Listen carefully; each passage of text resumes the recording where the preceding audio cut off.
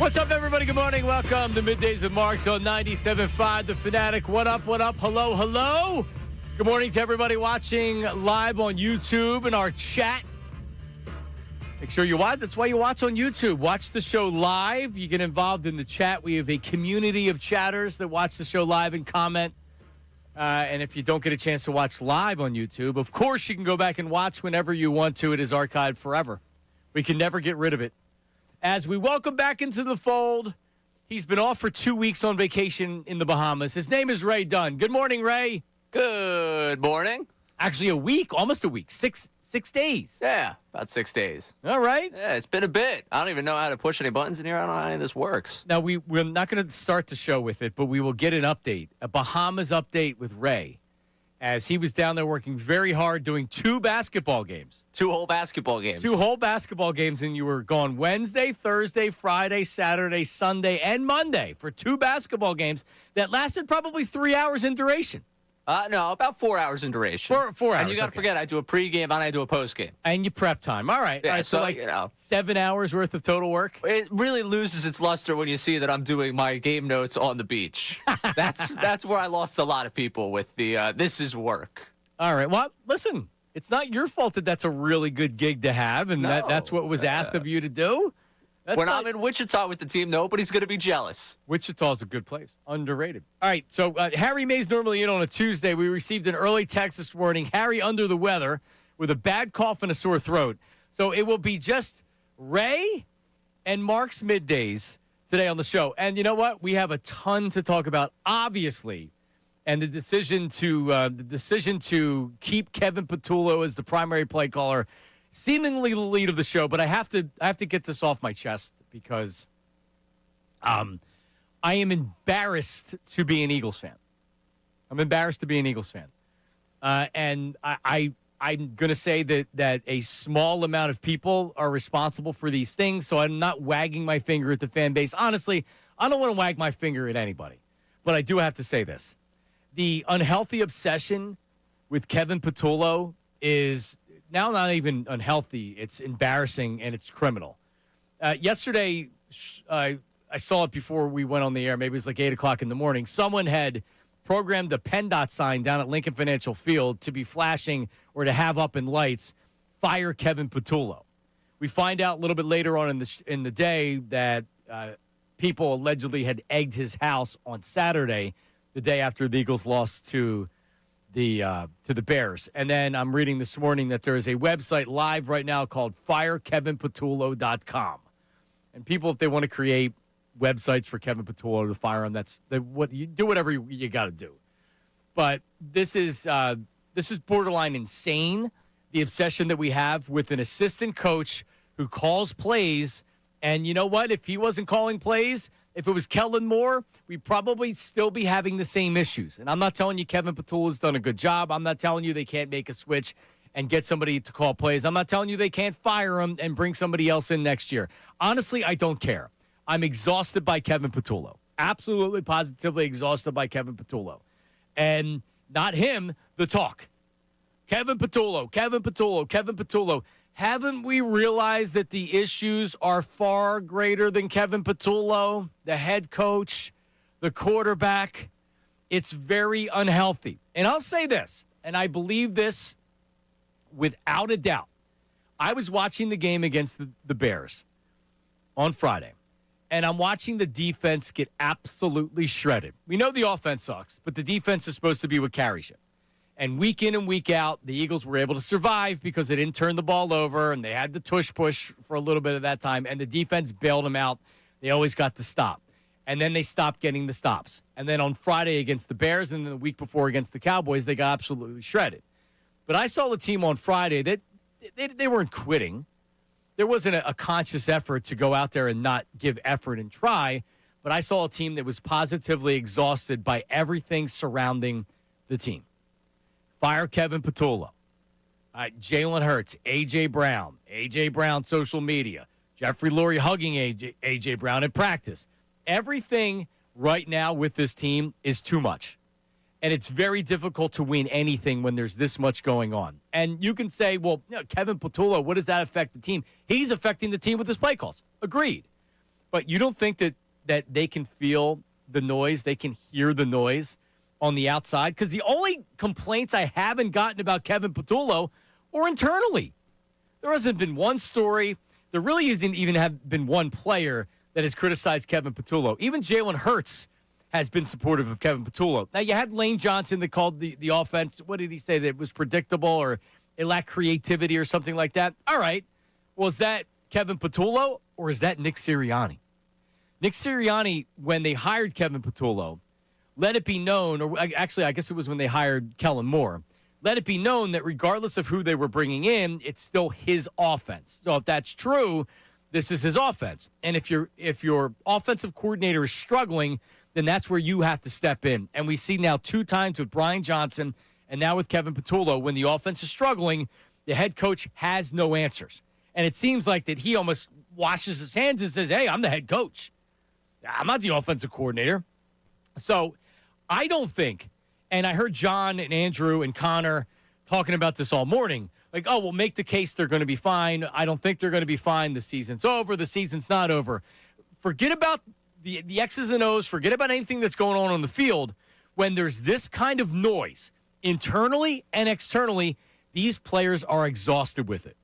And you kind of just want to get it all over with. And that's what I saw on Friday. And I hope they can rebound. But in 2023, when the season collapsed and then they went out and they played the Bucs in the playoffs, that's what I saw against the Bears. I saw a team that was just going through the motions and literally, I can't believe this is what the season turned into. And had no answers. They had no answers offensively. They had no answers defensively. The most alarming thing that I've seen this year isn't that the offense sucks, because we know the offense sucks. The coaches know it sucks. Howie Roseman knows that it sucks. Jeffrey Lurie knows. The whole offense knows they suck. But the defense getting absolutely blown off the ball, and not just beat. Against the Cowboys, they were throwing the ball all over the place. That's going to happen. Dak Prescott's a good quarterback. Pickens is a great wide receiver. Lamb's a great wide receiver. Those kind of games are going to happen. But the Bears lining up and saying, we're going to take 2 running backs and we are going to run the ball down your throat. And they were running through alleys, big holes to go through. Ray Dunn could have ran for 100 yards on Friday. That's troubling. This team is exhausted with all the noise internally and externally. And if you want an example of what I'm talking about, a PennDOT sign down at Lincoln Financial Field that says, fire Kevin Patullo. And fans are egging his house. What are we doing? He's the offensive coordinator. We've seen this offense suck before. What don't you understand? The problems right now go far beyond Kevin Patullo and this obsession with fire Kevin Patullo, fire Kevin Patullo, fire Kevin Patullo. For what? Nick Sirianni? An unrealistic Brian Daboll, or hiring Frank Reich or Doug Peterson coming in? Whoever's going to be calling plays for the rest of this season is right now internal. Unless Frank Reich comes from Stanford and helps out as a consultant or something like that. And why the hell would he do that at this point? It's unhealthy, it's embarrassing, and we need to move past the Kevin Patullo stuff. Obviously, the egging the house and all that. I mean, I'm embarrassed. I'm embarrassed as an Eagle fan. Sometimes we're so nuts. I love it. Most of the time, I love it. Being an Eagle fan, I love, because we are so nuts. The booing that happened on Friday, not embarrassed at all. The team deserved it. Is it helping the team? No. You think that they're playing looser at home with the way that we're acting at Lincoln Financial Field? No. No, I'm not telling you to change that. It's not our fault that you guys suck, but it ain't helping. And if you think egging Kevin Patullo's house and having websites and PennDOT signs that say fire Kevin Patullo in this obsession, we're not helping right now. And I don't know if it's even going to matter. 610-632-0975. Middays with Mark. 610-632-0975. I'm surprised that Howie Roseman and Jeffrey Lurie haven't stepped in and made a change and told Nick Sirianni, listen, let's make a change. Maybe that still will happen. Nick Sirianni yesterday said no move is being made. Kevin Patullo is still the primary play caller and the offensive coordinator. I'm surprised that management hasn't got involved. And I guess I have to ask the question of maybe they don't feel like they have any other options. Or they don't think Kevin Patullo is the issue. Maybe they think it's the quarterback. Because what have we heard from inside the organization when they've been kind of giving information to the outside to communicate with the fans? Diana Rossini, D. Gunn. Well, the issue's Jalen Hurts. Jalen Hurts is struggling in the passing game. He's not following through with what they practice. Derek Gunn went as far to bring up Carson Wentz's name and talking about dead cat money and things like that. Jeffrey Lurie went over after AJ's third social media discussion about the team and the offense and hugged him and told him that he didn't need to apologize. And it was leaked to Sal Palantonio. Everything that the organization is telling you, the players, no one's coming out saying Kevin Patullo is inept. There's no stories about Kevin Patullo. He's killing the offense right now. The only information that's been coming out has been regarding the quarterback. So if Kevin Patullo is not being replaced, you ask yourself why. I can't believe that management and Howie isn't getting involved. Maybe they don't think it's the offensive coordinator at all. 610-632-0975. Dan Orlovsky was on First Take talking about how the Bears bullied the Eagles, and he had an interesting take on the defense's mentality right now. We have that for you. We have some phone calls. Get in right now. 610-632-0975. It's Middays with Marks on 97.5 The Fanatic.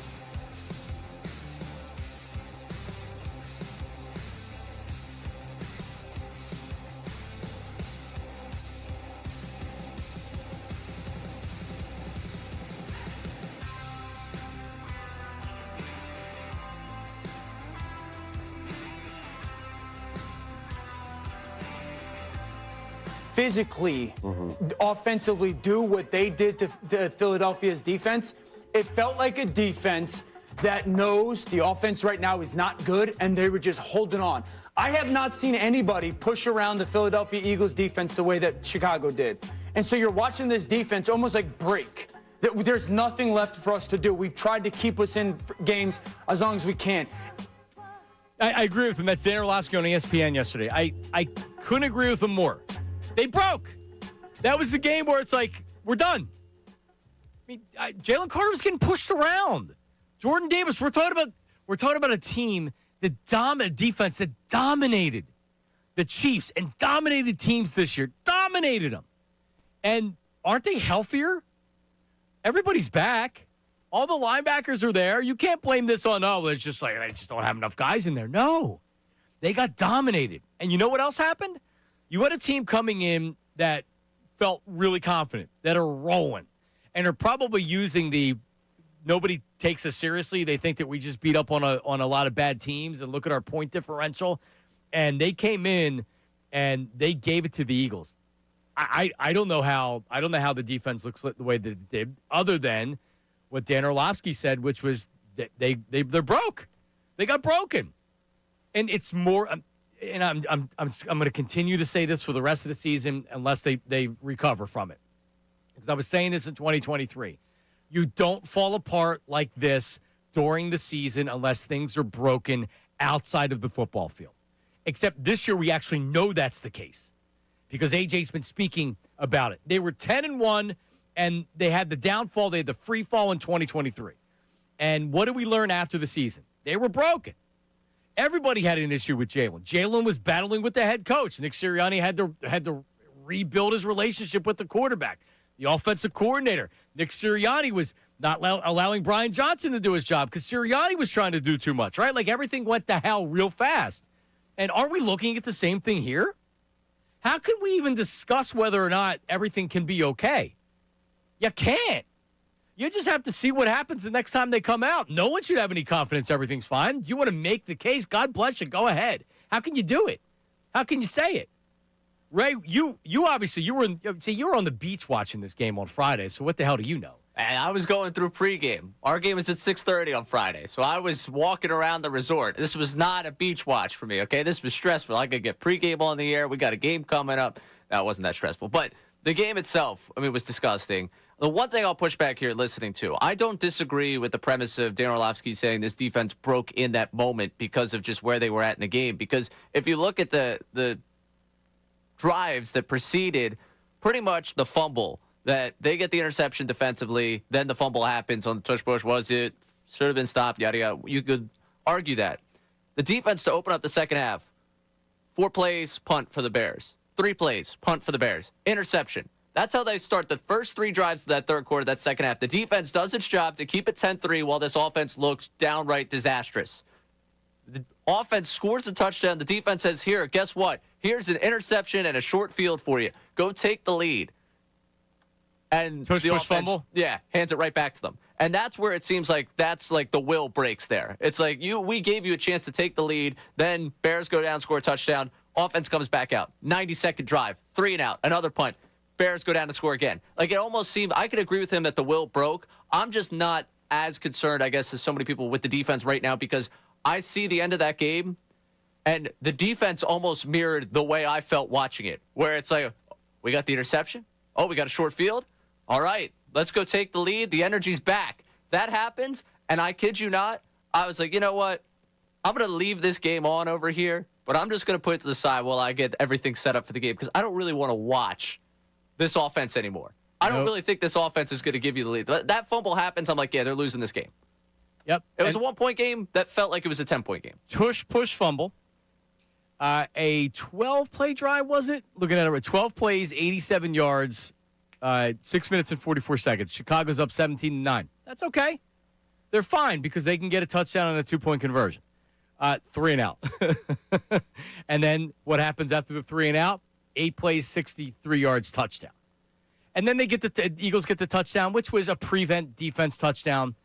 And then they go for the 2-point conversion. Which is a whole nother thing. Oh, my God. So, I mean, it's interesting where they were holding the line until the tush-push fumble, and then things kind of collapsed from there. And that's kind of what Orlovsky's saying. Like, they held. Because you look at the Eagles' first half drives, 5 plays punt, 7 plays field goal, 3-and-out punt, 3-and-out punt. And that's your 4 possessions in the first half. Now, a lot of that was because the Bears possessed the ball for they had 11 plays and 42 yards in the first, and they turned it over on downs, but they still had the ball for 11 plays. 11 plays, 15 plays. That's the first 3 drives. Defense wasn't getting off the field, but we've seen them be able to bend but don't break, get the turnover on downs, hold them to a field goal, and that's what they did. But they broke after that. You're right, Ray. After the tush push, they broke. They burst at the seams. I mean, it just kind of felt like in that moment, they had the release that we all had at home. And honestly, part of that came when Elliott misses the extra point.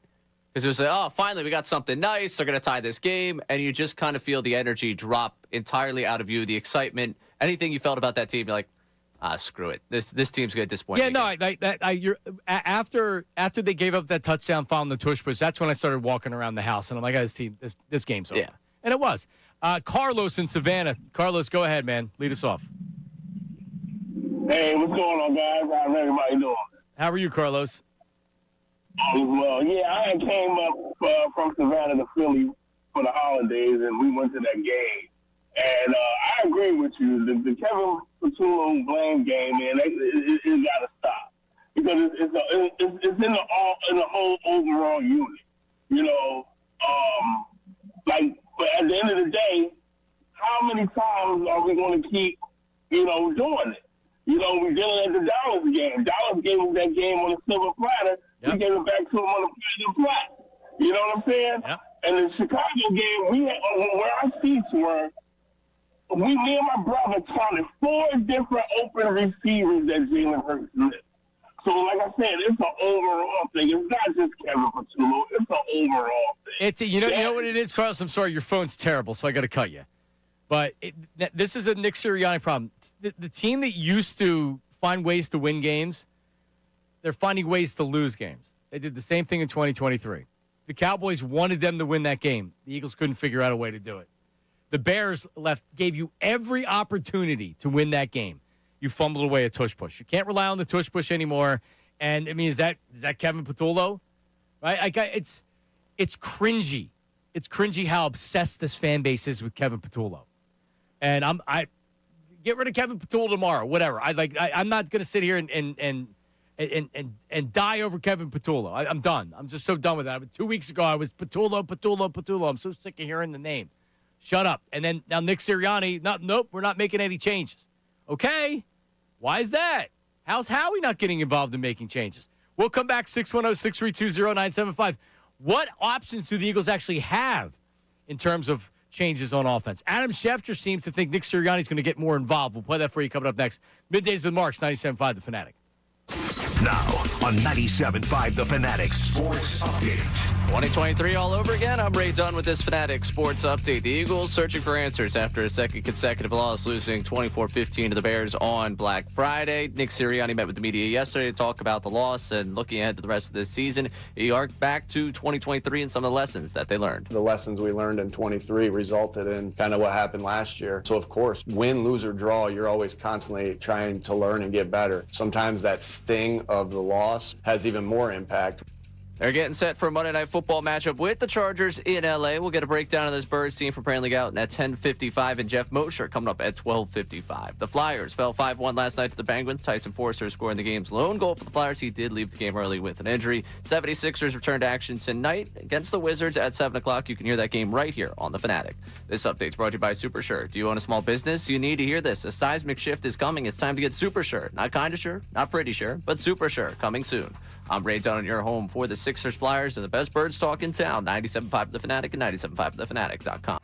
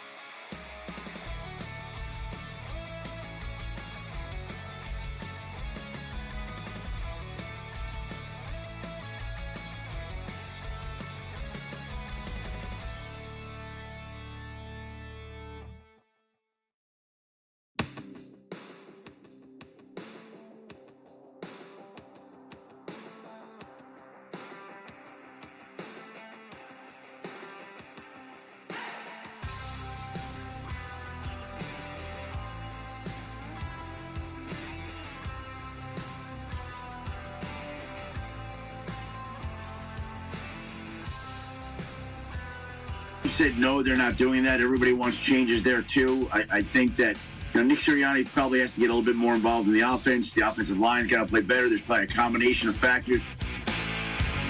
That's Adam Schefter giving you absolutely nothing. He didn't say anything. He has no information. That's nothing. Shouldn't have even played it. That's nothing. The purpose of playing that one, for me. Well, the purpose is that, what are we going to do? Yeah, that's exactly it. When I hear Nick Sirianni more involved, it's like, that's not exactly the path I want to go down. Right. Like, of course he should be more involved. Like, is he already not involved? He needs more involvement? Well, how's he going to get more involved? Calling plays. Well, so you weren't here. You haven't been here for however many years. days. Yeah, and it's been years. Smoking again and everything else. But, like, I had said that, maybe I said this yesterday, I said it last week. Is changing play callers really that big of a deal? It happens all the time. Andy Reid will say, hey, I'm gonna take play calling back, or I let him call plays some of the time. Dan Campbell took the job away from his offensive coordinator because they were struggling.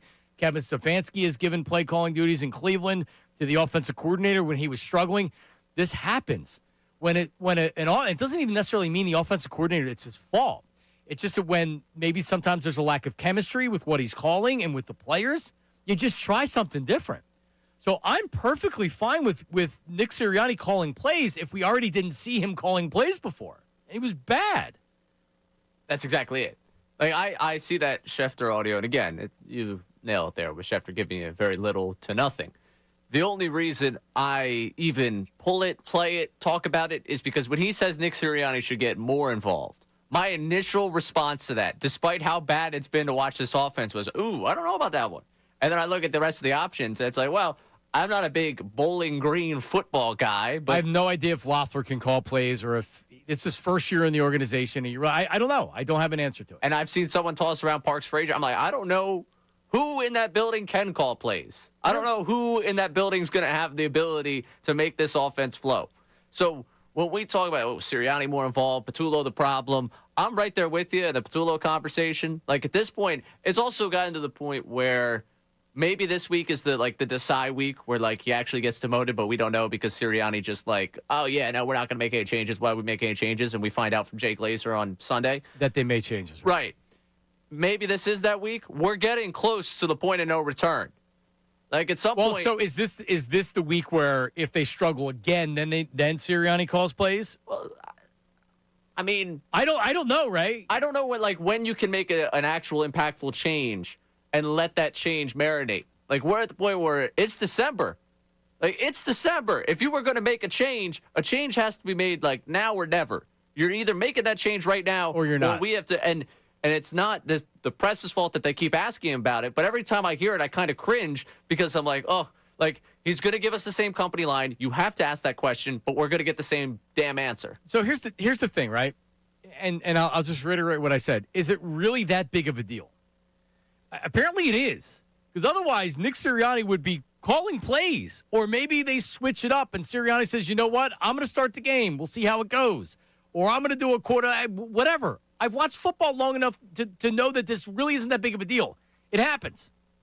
It happens. And the fact that Sirianni doesn't want this or isn't insisting on this, that either tells you management saying, oh, hell no, we're not giving you the play sheet, Nick, or he doesn't want it, or and as an organization, they're saying, yeah, this isn't about play calling. It's about the quarterback. And that's what I think it is. I think it's a combination of a couple different things. But everything that the team is telling you about the struggles on offense is what, right? I'll ask you. Everything that the team's telling you, not what they're telling you at press conferences, but what they're telling you in subliminal messages and through the media, through leaks. What are they telling you? They're telling you that they're telling you the quarterback's the one that's not doing his job, is what they're telling you. Yeah. But of course you're going to be upset with the guy that's got the football in his hand every play. Like, I remember the guys on defense 2 years ago being like, Desai's a real nice guy. And then later we found out Desai's a real nice guy, but you can't get through to his messaging. No one's got any idea what the hell he's trying to preach day in and day out. Like, Patullo, we've heard a couple of times. Like, oh yeah, he's a nice guy, but I'm not arguing how much of him is this. I'm asking what's the team telling you the problem is?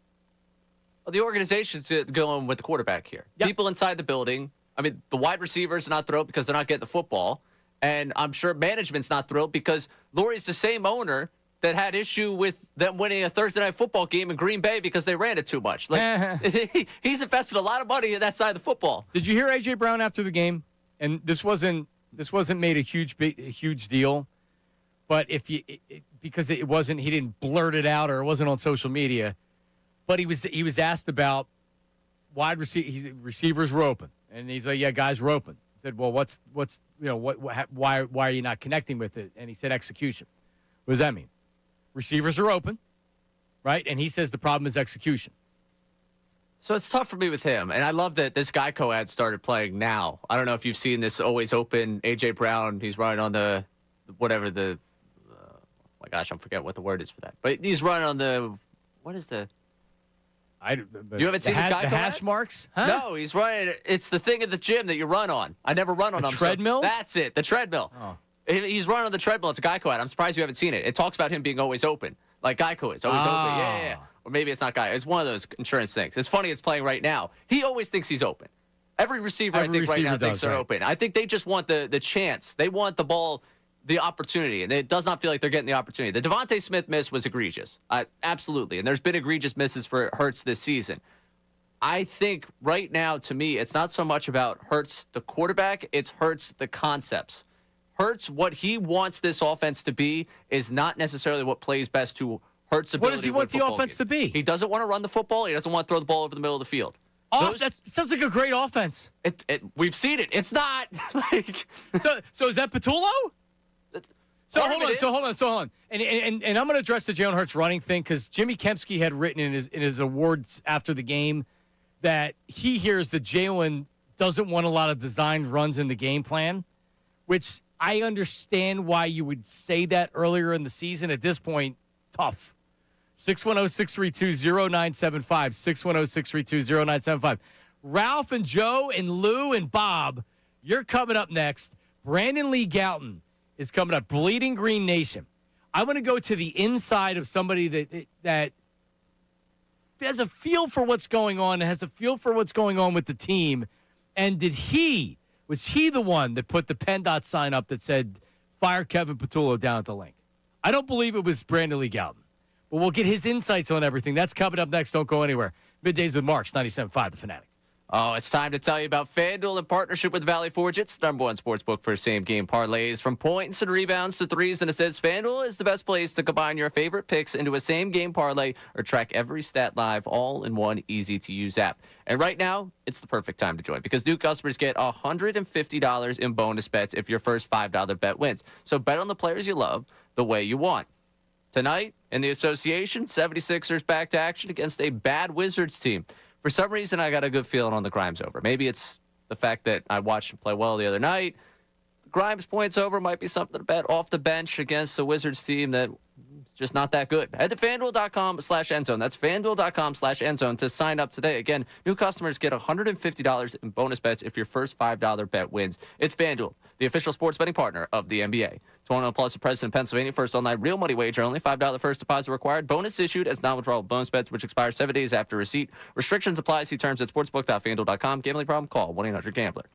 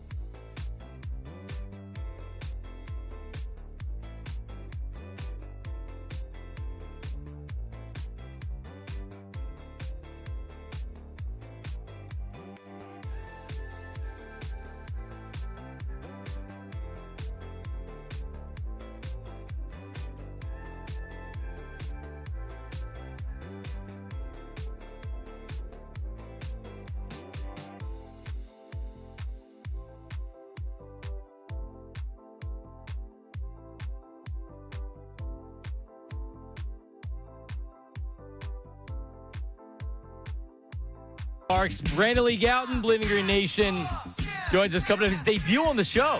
We haven't had him on. So BLG joins me and Ray Dunn back from the Bahamas. That's coming up at 10:55, and then we're going to go inside the tape room with Jeff Mosher. He joins us at his usual Tuesday 12:55 spot. Looking forward to that because Jeff is a combination reporter because he's a longtime reporter, but also he breaks down the film for Inside the Birds. So he's going to give us a little of both analysis of the film and the team, Ray Dunn. And he also got a nice little sun-kissed vacation. He was somewhere. Yeah, where was he? Aruba or something? Somewhere nice, yeah. So. Yeah, 'cause that's right. He wasn't on last week. That's right, yeah. He was enjoying a little holiday. Holiday week. I can't fight that one. I got some sun on Saturday morning. It was when I was sitting outside the LaRue dance up in Limerick. Because, you got to stay with the kid, and right. You can't go inside. It's too small, so you have to bundle up, and you sit outside and watch them through the window. You probably got more sun than I did. It was very sunny. Yeah. But I did not get more sun than you. I'm telling you, Saturday down there was perfect pale person weather. 80 degrees and cloudy.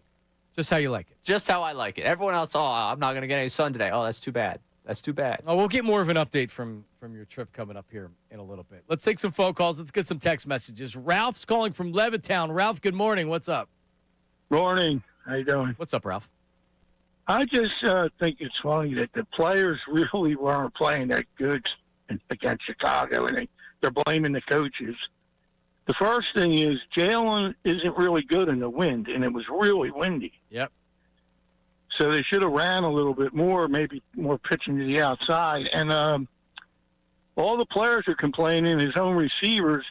Then Monday night they're playing San Diego, and Trey Lance is supposed to play. Yep. So why not put McKee in to see if the receivers are right? Well, because they're not because they're not going to. I appreciate it, Ralph. They're not going to. I'm not even gonna.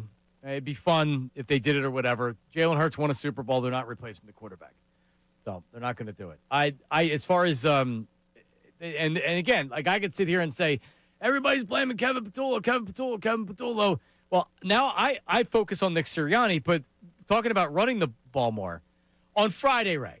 Harry and I are on. We're like, oh, Tank Bigsby. I need 8 carries for Tank Bigsby. Give me 8 every time he's on the field. Jimmy Kempski, Philly voice, put up a video. He produced a video where every Tank Bigsby run from this year, and I watched it. I'm like, oh, man, I'm ready. Tank Bigsby, 8 carries. Do you know how many carries Tank Bigsby got on Friday? 0. Do you know how many snaps he got? 1. Correct. He got 1 snap. How? No, seriously, how? You're struggling to throw the ball. It's windy. You know the offense is struggling right now. Saquon got some carries. He didn't have great success. He had over 4 yards of carry, so he was okay. Why? Why wouldn't you even give him a couple of carries? He gets 1 snap. Calcaterra's out there. You don't throw him the ball, but he's out there for 13 snaps. He's the worst blocker on the team. Let's put him out there and don't throw him the ball. Awesome. That's great. See, that's what I'm saying. None of this makes sense. None of it. Maybe the organization is blaming Jalen Hurts. I can't blame Jalen Hurts for that nonsense. God, it's so it's stupid. These coaches don't sleep. They're they're working all the time, game planning and doing this, looking at tape, and you give Tank Bigsby one snap. I'm the dumbest coach in the world. Jesus Christ, Ray, put us out there and let us call plays. I can give you as many yards calling plays as those knuckleheads can. You know how many people in that Delaware Valley popped on Madden after that game and put up like 70 points with the Eagles? That's what I'm saying. And then Jalen Hurts has been Dallas Goedert, and I get it. All the experts look at the film say, well, he sees Devontae right there, so he's not even looking at Dallas Goedert. So you can understand him not throwing to Dallas Goedert because he was throwing to Devontae Smith. That is such an elementary throw to lead him. He catches the ball in stride, and he goes in for it's a touchdown. He has to make one guy miss, and it's a touchdown. Meanwhile, it's an incompletion. It changes the dynamic of a game. A tush-push fumble changes the dynamic of a game. And, oh, my God, the people complaining, like, well, his forward progress was stopped. No. You can't complain about that not being a fumble. We can't say it's not too hard to officiate, all these losers. No. You can't use that right now. This comes with the stupid tush-push. I'm done with the tush-push. Done. No more. They can't even use it, Ray. Yeah, they might have to be done with it because they can't execute it. I know. We've become the team that we made jokes about. We looked around the league and said 31 other teams could do this. Why don't they? Here's why they don't. because not everyone's as good as it when you're not as dominant as an offensive front. That offensive line hasn't played well. That's just a fact at this point. We've seen it. Whether it be they're worn down from a season ago and they weren't able to fully recover from whatever happened, they're banged up at the beginning of this season, they just point blank haven't been as good. And that's hurt the run game. It's hurt situationally with the tush push. And it's part of the reason why this team ends up behind the sticks and ends up in these ridiculous third downs and ends up going 3 and out. I mean, it's a combination of a lot of factors. It's not a sexy answer, but there's a lot of things working against this offense right now, which is why when someone says Jalen Hurts, it's not just him, but he's a part of it. You can't let him off the hook. When you say Kevin Patullo, Kevin Patullo is put in a place where he's not making it any better. Trust me, he's not making it any better. Anyone that watches films like, yeah, look at the concept of this offense. It's incredibly basic. But it can't all be him because offensive line's not doing his job. Quarterback plays, left things to be desired. And this head coach is an offensive head coach that can't call plays and has not designed an offense over the last couple of years that inspires a lot of confidence in you. So do you remember when Jalen, it was the year when was Devontae Smith? That's 2023 when the season fell apart? Yeah. When Jalen missed some time that year, one of the first things you noticed was, man, they cannot run the ball the same without Jalen in there because you don't have the possibility of him keeping it. They were doing the zone read a lot, and Jalen was keeping it. So you didn't have the threat of Jalen keeping the ball and going outside. The ends didn't want to crash down on the running back because they were worried that Jalen Hurts was going to keep it and he was going to go outside. It was a big deal. And you noticed that when Jalen Hurts wasn't in the lineup or when he came back and they didn't want him running it. So Jimmy Kempski writes this after the Bears game. He said, Saquon Barkley simply isn't the same runner he was a year ago, and he's not being helped by Hurts, who I'm told does not love having a lot of design quarterback runs in the game plan. Okay, so keeping Jalen Hurts healthy is a big deal. The more he runs, and he is not reckless with the ball, he slides, he goes down, he's very smart. But sometimes you're putting yourself at risk when you run. Guys are going to take shots. You don't see them coming. Whatever it is, they'll hit you after you already slide. Sometimes there's not much you can do. So it's understandable that they wouldn't want to run Jalen Hurts, or that Jalen is saying, hey, I've evolved from being a big part of the running game. But when you struggle to throw the ball this much, and you're really one of the poorer passers in the league, don't you almost have to say, nope, this is what we got to do to win? You can't not run the ball if you're Jalen Hurts if you're throwing the ball the way he's throwing the ball right now. It has to be a part of your game plan. So if you can't run the ball with Saquon Barkley and Jalen Hurts doesn't want to run the ball as a part of the game plan, then good luck. Then you better throw the ball a hell of a lot more. Jalen Hurts shouldn't be saying, I don't want to be a part of the game plan. If indeed this is what he's saying, I don't want to be a part of the game plan as a runner. They need that zone read right now to get the offense going. They need the zone read, and they need to use the middle of the field. You tell us all the time, it's all about getting the win. Keep the main thing the main thing. It's all about winning football. Winning football right now for this team will include you using your legs and you using the middle of the field. All right? I don't question his desire to win, but I right now question his desire to do the things that this team needs him to do. If you don't want to do those things, this offense has proven ineffective at this point at what they're doing. Part of the change has to be you giving up some of that power and the concepts that you want to see in your offense and playing to the abilities that has allowed this team to succeed in the past. All right, Brandon Lee Gowton, longtime Eagles reporter, Bleeding Green Nation. He'll give his insights. Why aren't they making a move with Kevin Patullo? Is it because they don't think he's the problem? Is it because they don't have any other options? Does he get one more week to try to make things right? Where is BLG with all of this? That's coming up next. Middays with Marks, 97.5 The Fanatic. Now on 97.5 The Fanatic Sports Update. Search for answers. I'm Ray Dunn with this Fanatic Sports Update, and it's brought to you by Morgenstern Hair Restorations. Great teams stick together, and so does great hair. Morgenstern Hair Restoration Championship results. Visit morgensternhair.com or call 610-980-4000.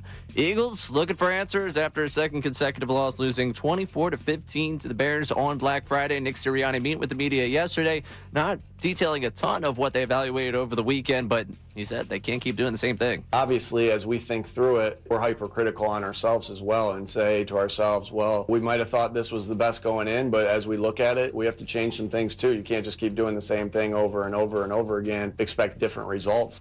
Eagles get set for a Monday Night Football matchup with the Chargers in L.A. We'll get a breakdown of the Birds from Brandley Gowton coming up next, and we have Jeff Mosher breaking down the film coming up at 12:55. Flyers fell 5-1 last night to the Penguins. Tyson Foerster scoring the game's lone goal for the Flyers, also left the game with an injury. 76ers return to action tonight against the Wizards at 7 o'clock. You can hear the game right here on the Fanatic. This update's brought to you by Super Sure. Do you own a small business? You need to hear this. A seismic shift is coming. It's time to get Super Sure. Not kind of sure, not pretty sure, but Super Sure. Coming soon. I'm Ray Dunn, your home for the Sixers. Flyers are the best Birds talk in town. 97.5 The Fanatic and 97.5thefanatic.com.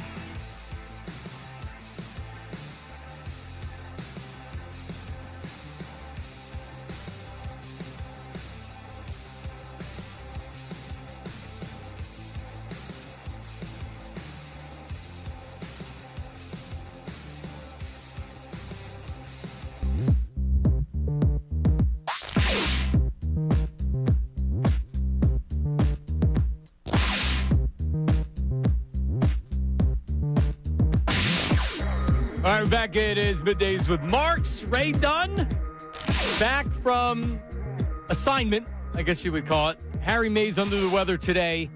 And joining us right now, making his Middays with Marks debut, longtime Eagles reporter for Bleeding Green Nation. His name is Brandon Lee Galton. BLG, what is up, man? How's it going, Johnny Marks?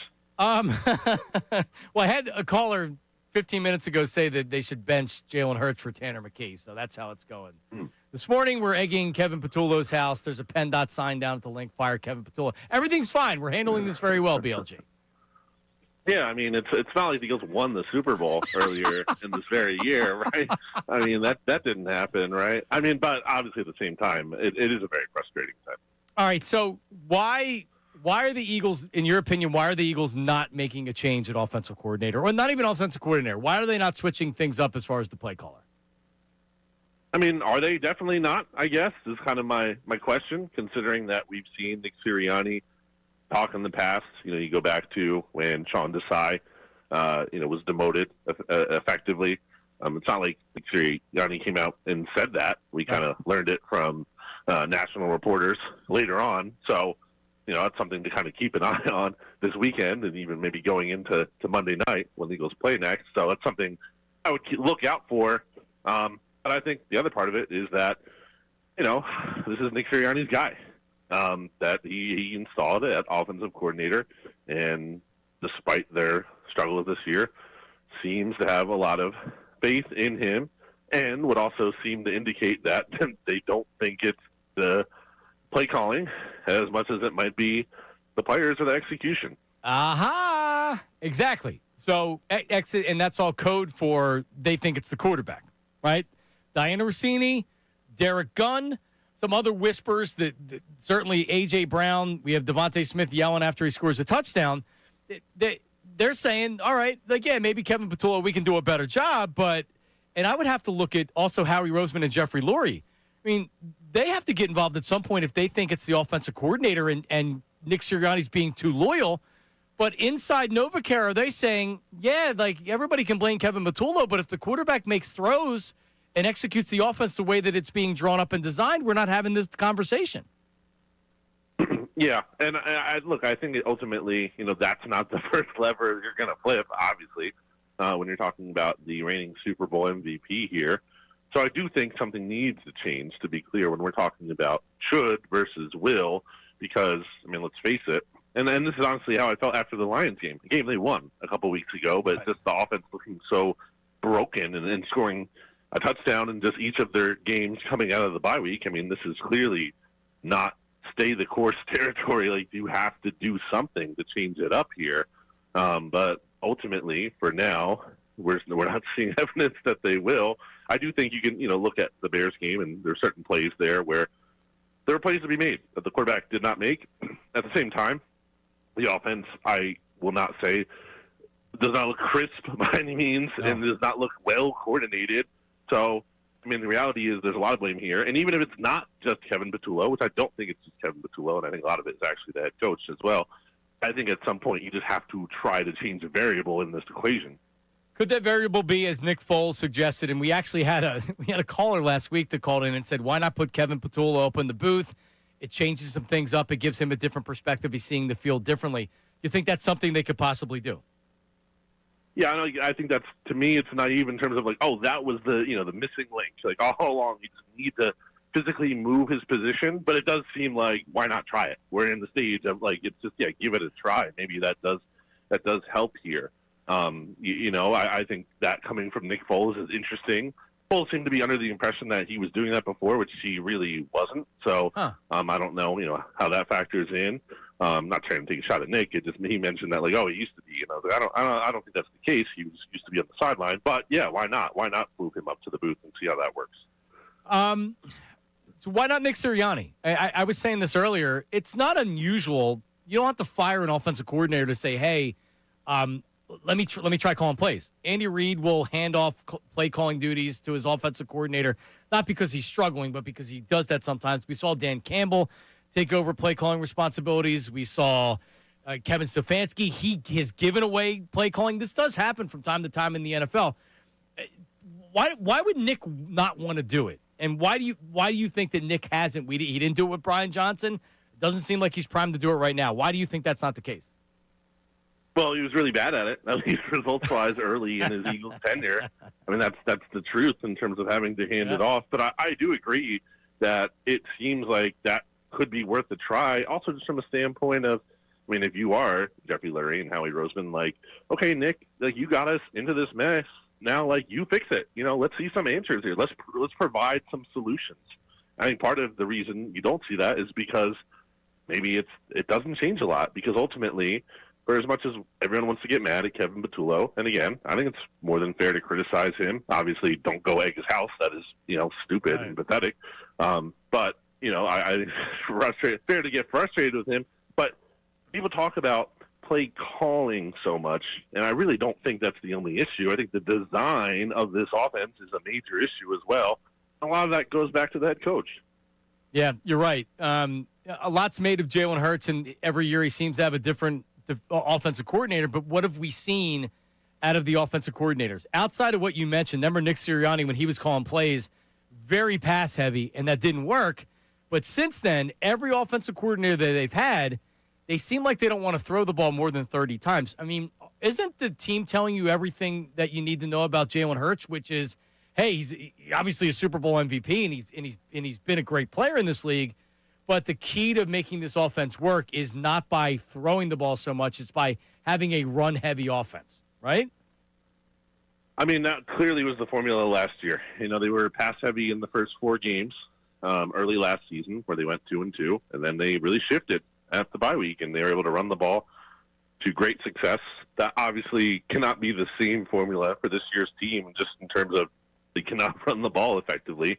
I do think that, now, as much as I don't think you want Jalen Hurts necessarily being this, super high-volume passer, but you do have, I think there's room to not have him do that, but still trust him more. And right. Maybe it's about taking more shots down the field, like kind of like we saw in the Vikings game. I mean, he had a perfect passer rating in that game. He looked great. He didn't have like 40 dropbacks or whatever. I think he only had 23 something attempts like that in that game.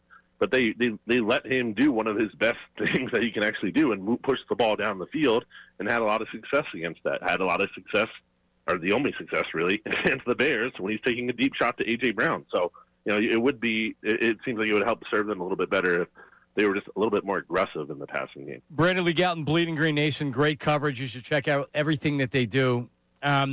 Watching the game against the Bears on Friday, I was having flashbacks to 2023.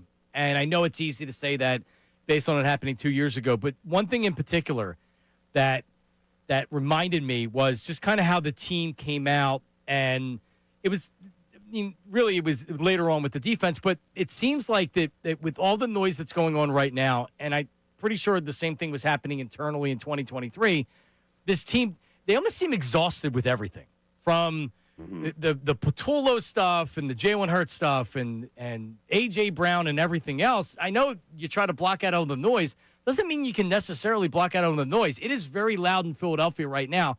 Like, what's the explanation for the performance in your eyes coming out and more or less getting blown off the ball in the second half against the Bears? Yeah, I mean, there's a level of want to, and certainly more often than not we have seen that this year. I would say that's not an issue every single week throughout the course of the season. Like the Giants game, the first one, that was a big issue. We saw that. But, I think you kind of hit the nail on the head. I mean, this team looks joyless, right? I mean, who's having fun out there? And that's even when they were winning. That's not just like, okay, they're losing now and they're sad because they're losing. I mean, that was apparent, and that was also a big theme back in 2023. Yep. The quote, I believe at the time, was like, they're the most miserable 10-1 team in NFL history. Something to that effect from inside the building was saying that. And that's kind of just where they are. I think there's obviously the weight of expectations, having won the Super Bowl. But more than that, I mean, if we're going to credit Nick Sirianni, and at times the culture has looked really good in Philadelphia, but when we're looking at it now, and everyone's miserable, and the energy is down, and the vibes are horrendous. I mean, again, that I look at him when it comes to that. Yep. We need Garrett Stubbs. Sign him to the practice squad. Chief vibe officer of the Eagles, BLG. Appreciate it, man. We'll talk again soon. Great stuff. Absolutely. Thanks for having me. All right. There he is, Brandon Lee Gowton. Yep. It is impossible to win when everybody's miserable. Is everybody miserable, Ray? Sure I looks like am. it. Yeah, the fans are. So I'm not doing a good enough job. Yeah. This is kind of like a cop-out. It is so hard to win back-to-back for this very reason. Well, that's the big picture January conversation when they lose a playoff game. That'll be like, you want to bank a show sheet? We'll bank that one. If they don't turn it around. Yeah. Well, if they don't repeat, that'll be a show because I mean that's going to be a conversation about this team. Did this team suffer from going? And I think to an extent, this offensive line has suffered from that. I don't think your center ever got healthy. I don't know if your left guard ever really got healthy. Nope. Like part of I don't want to call it the joy of your season ending in the first weekend of January, but for some of those guys, it's an extra 6 weeks of rest. Yeah, no. I mean, look at the. Everybody talks about the amount of carries that Saquon had in the regular season. Then he played it all the way to past the Super Bowl. Right. And then he went on a victory tour. And then he went on the victory tour. We said it at the time, man, and it's hard to blame him. Dude, I would be on the victory tour. I would too. You kidding me? I'd still be celebrating. Yeah, he's not celebrating anymore. No. Coming up, we alluded to Nick Foles' comments about Kevin Patullo going upstairs. We'll play that for you, and then we'll get to the phones. Joe, you've been holding for a while. Jason, Luke, Bob, Steve, all of you, 610-632-0975. It is Middays with Marks, 97.5 The Fanatic. All right, I got to give you a message that could literally change your life because my dentist, Dr. Eric Pastor, changed my life because I'm a heavy snorer. And it's so much more than just you're disturbing your wife, your partner, whoever, because she would kick me, and then I would roll over on my side, and I would stop snoring for a couple minutes, and then I would end up on my back, and I would snore again, right? But if you're snoring, and you're a loud snorer, and you're waking up, and you're probably gasping for air, you might be one of the millions with sleep apnea. And I have moderate sleep apnea, and I found out because my dentist, Dr. Eric Pastor, and his team offer an advanced, comfortable sleep apnea device that helps clear the airway for better sleep and better health. And I know this because it worked for me. It really has changed my life. I had the CPAP, that stupid mask over, and it's pumping air into your so you're not doing it. It's pumping air into your mouth and your nose and whatever. And it's the most uncomfortable thing. It's terrible. So I would wake up most mornings with the mask thrown off, snoring, not feeling great. And Dr. Pastor literally changed my life. If I knew it was this easy to stop snoring, I would have done this a decade ago, right? So with sleep apnea, if it's untreated, your health risk skyrockets. Just Google it. It's true. Sleep apnea can contribute to diabetes, high blood pressure, heart attacks, and strokes. But Dr. Eric Pastor, the Royersford dentist, can get you a home sleep test, even if you've never been diagnosed, and they can connect you with doctors and help arrange the study. So you're covered because guess what? This sleep apnea device is covered by most insurance plans, including Medicare. So if you have the CPAP machine and you hate it, or you're just a snorer, maybe it's your wife that's snoring. If you have sleep apnea, that's not great. You can get rid of this. Dr. Pastor did it for me. He can do it for you as well. Reclaim your sleep, reclaim your life. drpastor.com, drpaster.com, or call him. 610-67-SLEEP, 610-67-SLEEP, or drpastor.com. John Kincade, Andrew Salciunas.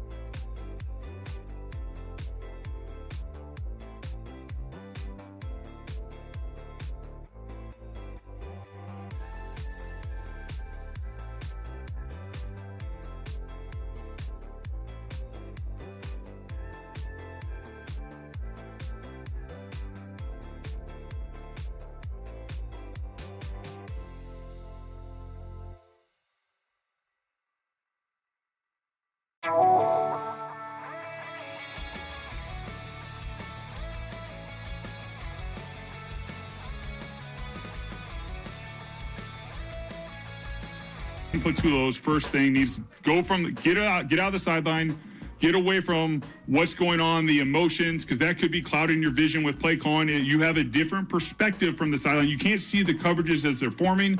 You can't see the defensive alignments very well. You can see it on the tablet afterwards and sort of make predictions. But when you're up in the box, you can see it as the drive is going on, what they're trying to do. And you can see the concepts forming more clearly. And that is what you have been trained in since 2021 to sit in the box. All right, so that was Nick Foles with his podcast. This is what we need, right? Another podcast from an ex-athlete or an athlete. Although Nick's I've heard a couple of the cuts from his podcast. Been pretty good. Nick knows his lane. He's found it. They were doing a lot of dad stuff, let's talk about life, a little bit of football. He realizes some God. Yeah, some God, absolutely some God. He realizes now, let me just break down the X's and O's about the Eagles, and Eagles fans are going to lose their mind. They're going to be all about bringing him back. Let's get him as an offensive analyst. He's got us wrapped around his finger right now. All right. Well, genius. So Brandon Lee Gouton had said that Patullo actually, as far as he knows, Patullo actually wasn't ever in the booth before, even when he was passing game coordinator. I don't know if that's true or not. I think Brandon may know, being that he's been covering the team for 20 years. And Foles was probably in Jacksonville and Chicago and wherever his career took him at that time. Yeah, he wasn't in Philly at the time. But in theory, I mean, why wouldn't you try it? Whatever they're doing right now, whether you want to blame Jalen Hurts or Nick Sirianni or whatever, it's not working. And will it help? I don't know. Is it going to hurt? That's not going to help you run Tank Bigsby 3 times because you have success every time he runs the ball. It could. He could be sitting up there in the box, but who's that big-bodied running back down there? Tank Bigsby's on this roster. Hey, let's get that guy involved. He's just standing there in a coat. I just don't. It feels like I'm having flashbacks when Andy Reid used to. He's sleeping on his couch. He never goes home. He works 24 hours a day, and then he comes out, and it's like that's the biggest toilet crap game plan I've ever seen. What you spent all week not sleeping to come out with that? And you'd see it all the time. How about this? What did Nick Sirianni said to the guys? Hey, just come back on Friday. Go home and spend the rest of the week with your family. Come back on Friday. You couldn't do any worse. Not offensively. No, you couldn't. So I'm not doing a good enough job. Just literally just call plays, whatever. Pull out your sheet from 3 weeks ago and just call those plays. I don't know. And it's the same answers every week. Each person that I hear from in the offense has something different that bothers me. Sirianni, it's the evaluation. We're evaluating. We see that there's problems, and he doesn't give you anything. For Patullo, every week it's, they're throwing stuff at us that's unscouted. And it's if everything every week is unscouted, you're doing a poor job of scouting. Yeah, really. If you're not ready ever for anything, it's not so much that they're throwing something different at you. You're not doing enough. And then Hurts talks about alignment more than a chiropractor. And I'm sick and tired of hearing that guy talk about alignment. Get on the same page. Did you hear Sirianni talking about the 2-point conversion after the game? So I knew this was going to be a hot button thing. I don't mind at all what they did. Well, honestly, I don't. I disagree with it, but I see the other side because of the analytics. I don't care about that, but his explanation was pure gold. If you didn't hear it, we can play. I'll go find it. No, we'll have fun with it. I played it yesterday, and it was fun, but it'd be more fun with you. He meanders, I'm assuming? No, he... All right, I want a blind reaction to it coming up. All right, let's get Joe in North Jersey. Joe, good morning. How are you? Okay. Hey, John, we talked about this before. So it's the quarterback. It's plain and simple. I don't want to hear, the offensive line's not blocking. Justin Herbert, who people would be insulted because they're like, he's nowhere good as Jalen Hurts. Rashawn Slater, best left tackle in football, out for the year. Joe Alt, right tackle, played 2 games, out. Omarion Hampton, out. Najee Harris, out. And guess what? They win. They still win. They find a way to win a game. Jalen Hurts, if he doesn't run the ball, is a bottom 6 quarterback in the NFL, period. And that's not even a debate. And how can you promote a passing game coordinator whose passing game is 28th to an offensive coordinator? That has never happened in the history of the sport. It's clearly the quarterback. And if you go to the games and watch, like I do as a non-professional, the defenses don't have one defender in between the hash marks on defense. They're all outside of the hash marks guarding our passes because that's all we do. Dallas Goedert's touchdown against the Rams in the middle of the field, there wasn't a defender within 15 yards of him because our quarterback, for some inexplicable reason, refuses to throw the ball over the middle. And that changes the way that you call plays. It changes your offense. And you know what, Joe? It's because I have a lot of people, including my buddy Bill from Northeast Philly, who was texting me this morning. Thank you. And some other friends texting me and saying, but Jalen's the Super Bowl MVP. Yeah, I get it. You know, two things can be true. Jalen Hurts can be the Super Bowl MVP and is the best quarterback in franchise history because he's been to 2 Super Bowls and he's played great in 2 Super Bowls. Look at his record and everything else. But when you take away a great offensive line and you take away Saquon Barkley being able to run like a lunatic, right? You know what people said about Jalen Hurts? And a lot of us fought this. If everything isn't perfect with him, if he doesn't have this great roster, if he doesn't have this great offensive line, then he can't win like other quarterbacks win. He can't do it. And what you're seeing this year is that Jalen Hurts, the quarterback, is struggling because the offensive line's banged up and not effective, because Saquon Barkley's not the same player, and because they don't have an experienced play caller.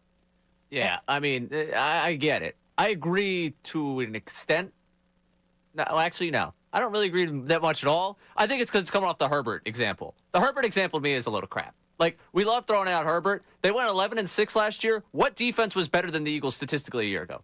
The Chargers. Right now, the Chargers are still a top 10 defense. That guy still has help out there. And they're 8-4. They're 8-4 because they've had problems with their offensive line. Their running game hasn't been consistent. And a year ago, what did they do more than what they've done in Herbert's career ever before? Ran the football. He's just on the West Coast, and you don't watch him because you're already too busy reacting to the Eagles. Well, you're right. Harbaugh came in, and they ran the ball more than anybody. I mean, like, it takes something off the quarterback. Herbert hasn't won what big game has he won? And this is the thing. This is, and we've talked about this before with the Hurts conversation, because I don't think anyone's accepted new information about Hurts in 4 or 5 years. If you're putting Hurts up there with the core 4, the top 4 quarterbacks in the NFL, then I say, I don't know about that. I don't know if I don't put him on that pedestal of the Burrow, Mahomes, Lamar, and Josh Allen. I don't put him in that group. Anywhere in between, I could start to argue it. And most of those guys that you put around him, if you gave the same situation to those guys he's had, they might put that success up there. They might not. They could crumble in those situations. We don't know. We haven't seen them. And if you put him in their situations, he might struggle the same way that they have. He's in that second tier. That's where he's been. So let me ask you this. Has Jalen Hurts, because when Jalen Hurts, if you believe what Jimmy Kimsky has been told, that Jalen Hurts doesn't want to be a part of the designed running offense, which I believe. It makes sense. I don't know if that's actually the case, but it would make sense because they're not doing a lot of design runs. The runs that you see generally are when he's checking to it at the line, like the quarterback sneaks inside the 10-yard line where he's getting touchdowns, but there's no zone reads at all. They're not doing that at all, to where that was a bigger part of their offense a couple years ago. All right? So I think it's natural for a quarterback that was a quote-unquote running quarterback earlier in his career where you progress as a quarterback to where you don't need to be doing that as much. Donovan McNabb, earlier in his career, did a lot of damage with his legs. As he got older and he became a better passer, he not only did he want to do less running, he did less running because you progress as a passer. Has Jalen Hurts progressed as a passer? I think so. Certainly from the guy we saw in 2021. Has he gotten better from the guy we saw in 2023? Has he gotten better from the guy we saw last year? I think he's different. And I think that difference is part of the problem this quarterback, like this offense is having. Because he turned the ball over a lot in 2023. He's become risk averse where they're not throwing the ball over the middle of the field. I think he could do it. Which is something he's never done, right? Isn't that always been the throw charts have never been between the hash marks? With Steichen, I think they did. His good season, his best season in 2022, they did. And it started to become, he played well, so he got the power to say, this is what I want in my offense. This is how I want to play the game. And at this point, if you're committed to winning, the best way to win is for you doing something that makes you uncomfortable. But you know what they did? RPOs. There's always, I don't want to say a gimmick, but there's always some type of a chess move that they made. It happened with Nick Foles. Nick Foles caught on fire in that Super Bowl run because they went back to the RPO. They looked at what he did. Frank Reich went back and looked what he did and said, look how he looks like with Chip Kelly. Let's try it. Small sample size. They didn't get a chance to adjust to it. The season was over. When they went back to it the next year, it didn't work. They don't do the RPOs anymore. Why? Because they don't want to or because it doesn't work anymore? They don't do the zone reads anymore. Why? Is it because Jalen doesn't want to do it? You can't live and die with these gimmicks. At some point, you need to drop back and you need to throw the ball. So I guess I'm just curious, how many guys win gimmick lists? Like that's the thing. Like Mahomes? You need to be schemed into success. Mahomes? I think he's standing in the way of them scheming him success because he doesn't want to do things. My biggest problem with Jalen right now is I think the play on the field is reflective of a guy that's decided some things that work he's not comfortable doing, and he has to get uncomfortable the rest of the way. All right, he needs to get uncomfortable. He needs to get comfortable with being uncomfortable. That's right. As they say. All right, coming up. Your phone calls, your text messages, 610-632-0975. Ray Dunn's blind reaction to Nick Sirianni explaining the two-point conversion. We'll enjoy this. Don't miss it. Middays with Marks, 97.5 The Fanatic. Now on 97.5 The Fanatic Sports Update. 2023 all over again. I'm Ray Dunn with this Fanatic Sports Update. Eagles in a search for answers after that second consecutive loss. This one on Black Friday, 24-15 to the Chicago Bears. Nick Sirianni meeting with the media yesterday, talking about the lessons he learned 2 years ago as the Eagles might be standing on the brink of another collapse. The lessons we learned in 23 resulted in kind of what happened last year. So, of course, win, lose, or draw, you're always constantly trying to learn and get better. Sometimes that sting of the loss has even more impact.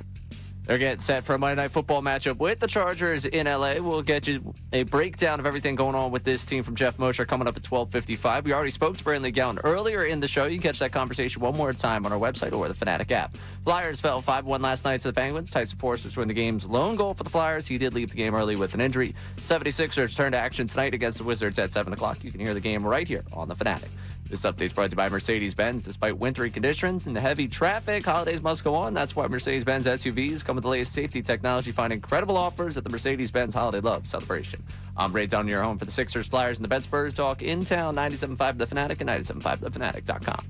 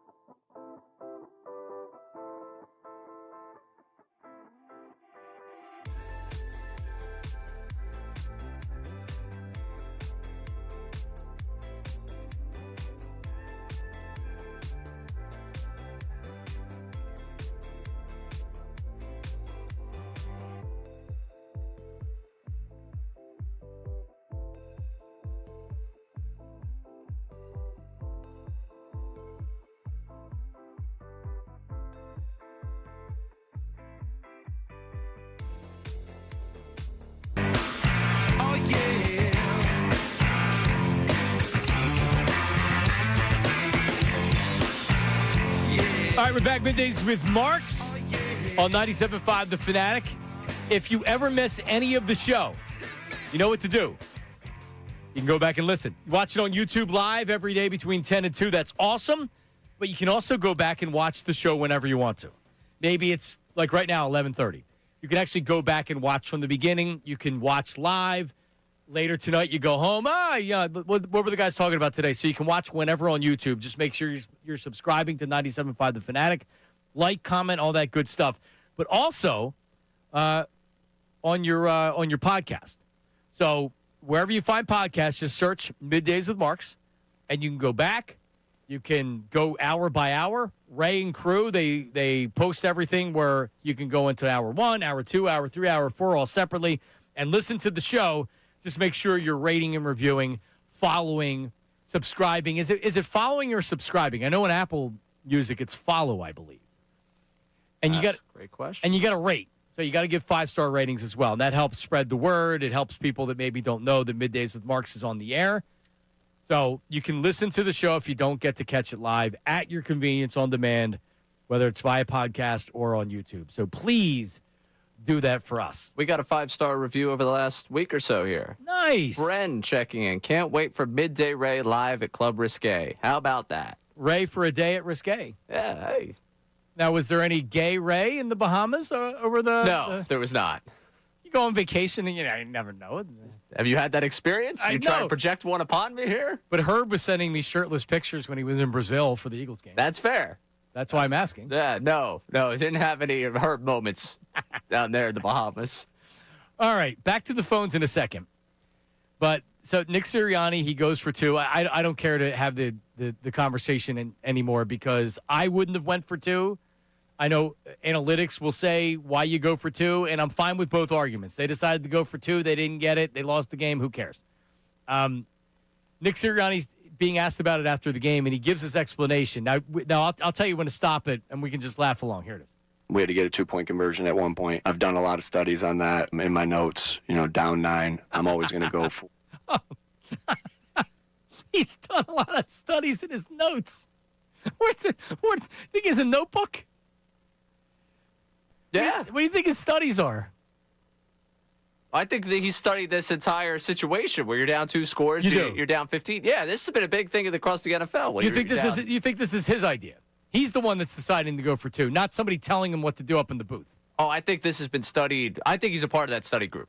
Yeah, well, I mean, he it. does have notes. I wonder if they're detailed notes. Go ahead. For 2 in that scenario. So I followed the plan that, again, I don't try to wing anything in the situational football. That's what I wanted to do. That's in my notes from my studies in the past, and that's what we did. Now, the thought behind it is, you want to know it. The notes. Does he have the notes on him? Or does the notes are at home and he just remembers them? Because they're in his notes from his studies in the past. They're in his notes. The notes, going back to the notes thing, we get it. You're prepared. I don't need to hear about your notes twice. He's got the notes in the study. So it's just not the notes. He's also studied it. So are the notes written in crayon? And what color crayon are the notes written in? And is it a composition book, the blood that you brought to science class in middle school? Composition book, crayons, and the study. And I want to see those notes. I would pay money for the notes. It's involved in his studies. Ray, he's got no idea why they're going for it. The analytics are telling him to go for it. See, I have a chill up my spine because I really don't want to defend this guy on a day like today. I actually think he's involved in that. He's involved in that conversation. So you believe Doug Peterson during the Super Bowl year was his idea to go for it all the time on 4th down? Doug's a different conversation. Sirianni, I forget what the word is that the story is, but basically it has the different game situations from across the league sent to him, and he reviews the day after. I truly believe he is as detail oriented on those type of decisions as possible, especially when you're the CEO guy, because that's your role. Game day decisions are your role. That's outside of keeping the vibes, which, hey man, not exactly pristine. So I'm not doing bang-up job right now with the vibes around the team. Your game day is your role. Here's what I think happens. The Eagles, and if you go back to 2017, were considered one of the first team to start going for it on 4th down a lot Now everybody does it because they believe in advanced analytics. And they were one of the first teams, if not the first team, to really say this is what we're doing. And they know what they're going to do in certain situations based on down, distance, time, everything else. And they're following that during the game. Nick Sirianni's not deciding on the sideline what they're doing. They know what they're doing. They already know this is an organizational thing. This isn't a Nick Sirianni thing. That's why he stumbles over talking about his notes and study and thing like that. I mean, like, I can explain why they're going for it. Doesn't mean I agree with it or I would have done it. This is what they do. I just thought it was funny he kept talking about the notes. Yeah, because you could tell he needs his notes in front of him to tell you what the percentages and all those things, and he's not going to get that right off the dome. So he's like, yeah, I'm telling you, the notes, the sheet, it says it. By the way, I can't really give it to you. This isn't a rip at Sirianni. There's somebody upstairs that's going over all these situations that has the information that says this is what you do here. It doesn't mean the head coach has to agree with it and do it, but like going for it on fourth down from a certain spot, right? Like there's an analytic, 56%. This is why you go for it here as opposed to not going for it. And I totally I'm fine with it. I'm fine with them going for the 2-point conversion. That's what you want to do. That's what you want to do. I wouldn't have done it. I feel like I have an explanation for why you don't want to do it, but I don't need notes and a study to do it. But Nick Sirianni has many notes and the study. So that's how he does it. Let's go to Jason Jason's in Abington. Jason, what do you got? Go ahead. Not allowing me to pull anything up there, Ray Day. Can you try? There it is. Ray, Jason, go ahead. So Jalen Hurts, he is the most inconsistent quarterback in the league right now. Him and A.J. Brown's connection, horrible. They need to spread out the offense. All right, you're giggling over there. Someone tickling them? I don't know. Coming up, 610-632-0975, 610-632-0975. We got Luke starting off on the other side. Also, we need a Bahamas update, and the news at noon is coming up at 12 o'clock.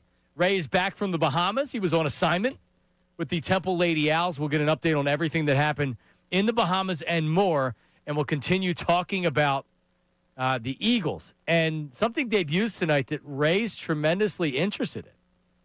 Will you be tuned in? Ooh, we got a potpourri of items to talk about on the other side. Middays with Marks, 97.5, The Fanatic. Hey, everybody.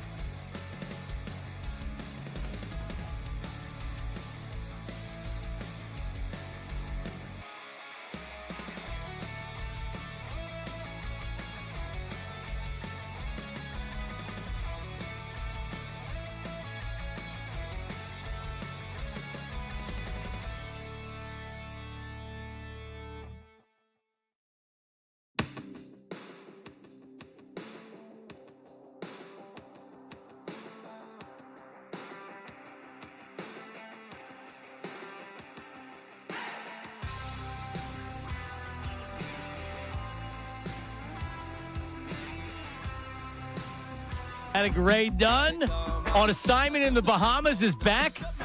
So we've learned that Ray did play-by-play for the Lady Owls for 2 games. And he was, when did you arrive? Wednesday night? Yeah, Wednesday night. Wednesday night, and you left Monday morning? Yep. All right, so you were there all day Thursday, Friday, Saturday, Sunday. When were their games? Friday and Sunday. It's a good gig, man. Yeah, it's a good gig. Good for you. Yeah. Do you need a commentator or a spotter on these trips? I could be your spotter. I can assure you there is not money in the funds for that one. But I bet if you want to do a volunteer work, sure, why not? All right. So you said the weather wasn't great. Oh, the weather was fantastic. Oh, the weather was fantastic. No. It wasn't sunny one of the days, you said. Yeah, Saturday was kind of the day in between games that, like, for me, it was like that was going to be the day that I was going to have a full chance to, like, enjoy, kind of get the space to enjoy it. And the weather that day was cloudy, which was, again, perfect for me. Everyone, I want the sun. I want to get some sun. I don't. I'm going to burn. I'm going to look as pale as I do whether or not I'm in the sun or not, or I'm just going to be burnt red. So I'd prefer. So you can't get any tan? Not at all. With sunscreen? Yep. Nope. Have you really tried, or are you just saying that? I mean, you do have red. Is your hair considered red? Yeah. Okay. I'm screwed. All right. Yeah, I'll burn. Okay. So do you stay under the umbrella? No, I mean, I'll lay in the sun, but I'm not laying in the sun for the sun. I'm laying in the sun because it's convenient, and I'm not going to go seek out the one spot under shade. But if I go to the beach, yeah, I'll bring down an umbrella for sure. Okay. Yeah, I'm trying to hide a little bit. But yeah, so I like that. And the overall trip, I think the funniest thing for everyone's, I guess, enjoyment was more the struggles I had early on, because what we said last week, what I thought was food poisoning that you guys laughed at me, was very clearly not food poisoning. It was an illness. It was an illness that I was not giving. Stomach bug. Yeah. I did not give myself the chance to recover from. And I realized that mistake Tuesday after I left here, that, like, oh, yeah, you're actually, like, not well. Right. So in other words, you're saying, John, you were right, I was wrong. No, not really. But you should say that. I don't need to. Because you went out all day on Sunday when I said that you were sick, and you're like, what, food poisoning? You didn't have food poisoning from raw dough. It's stupid. I thought so.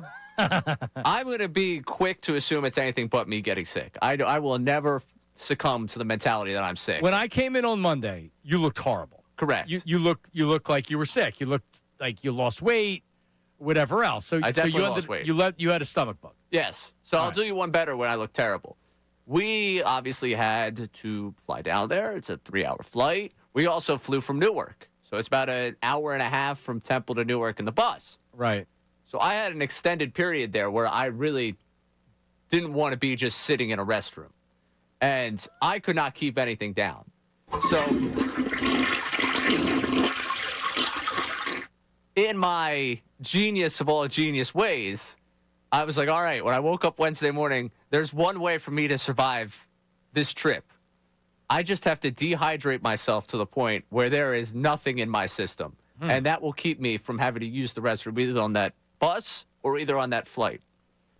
So when you say use the restroom, you're not talking about nausea and vomiting. No. You're talking about diarrhea. I'm talking, I can't keep anything in the system. My guts, absolutely nothing there. Okay.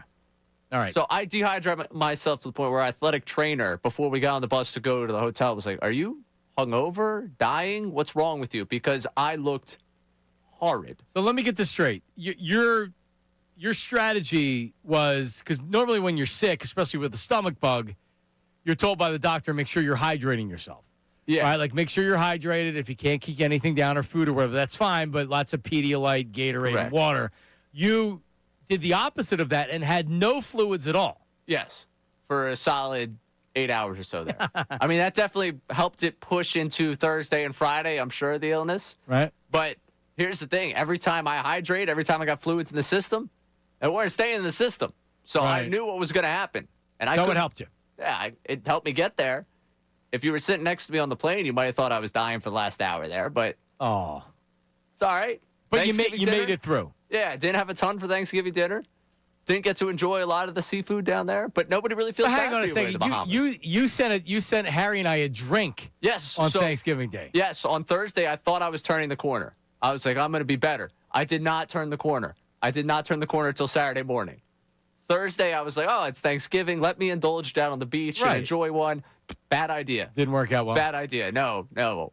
I would not recommend a frozen daiquiri while your stomach is in knots.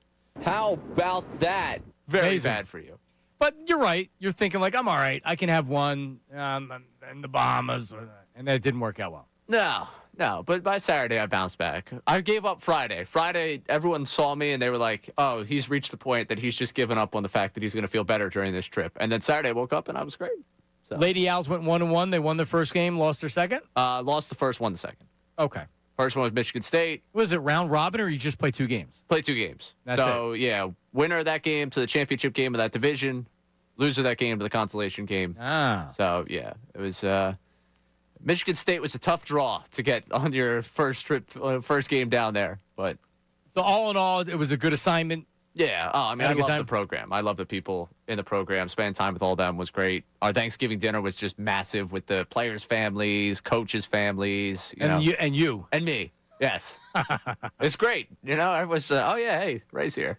They don't see me that, like, given the split between these two things, my travel time with the team's a lot less. Like, I don't spend as much time around them. So for them to get me for 5 days and them not to be sick of me by the time Monday came around was a real great thing. Good bonding experience with the Lady Owls. Yeah, great time. That's good. So I enjoyed that. All right. So, Ray, you said that there's something that is debuting tonight that you're interested in. In-season Hard Knocks. NFC East. We talked about it. Harry and I talked about it yesterday. Oh, yeah. So here's my question. How sanitized is it? Because there's a lot going on with the Eagles right now. And you would think that you wouldn't think. I guarantee you that they can cut whatever they want. They can keep in whatever they want, but they have editorial control. So is there A.J. Brown social media stuff in there? What exactly is in there and what's not? The Giants are interesting because they fired Daboll, but if you don't have that in there, they're not interesting at all. So what are we going back to? Like, what is the first episode? What's the dates of the first episode? I'll be interested where they cut back to. The worst thing here is that it's NFC East because the Cowboys are the national, Well, now they're the darling because they're winning. Right. They'll be interesting because people are interested in the Cowboys. They're going to get a lot of time. The Daboll thing will give them time. The Jaden Daniels decision will give the Commanders some time. I almost wish this was like the Colts one a couple years ago. Remember where they had Wentz, and I think it was when Wentz failed the COVID test. Like, that was the one team they focused on, was the Colts at the end of the season.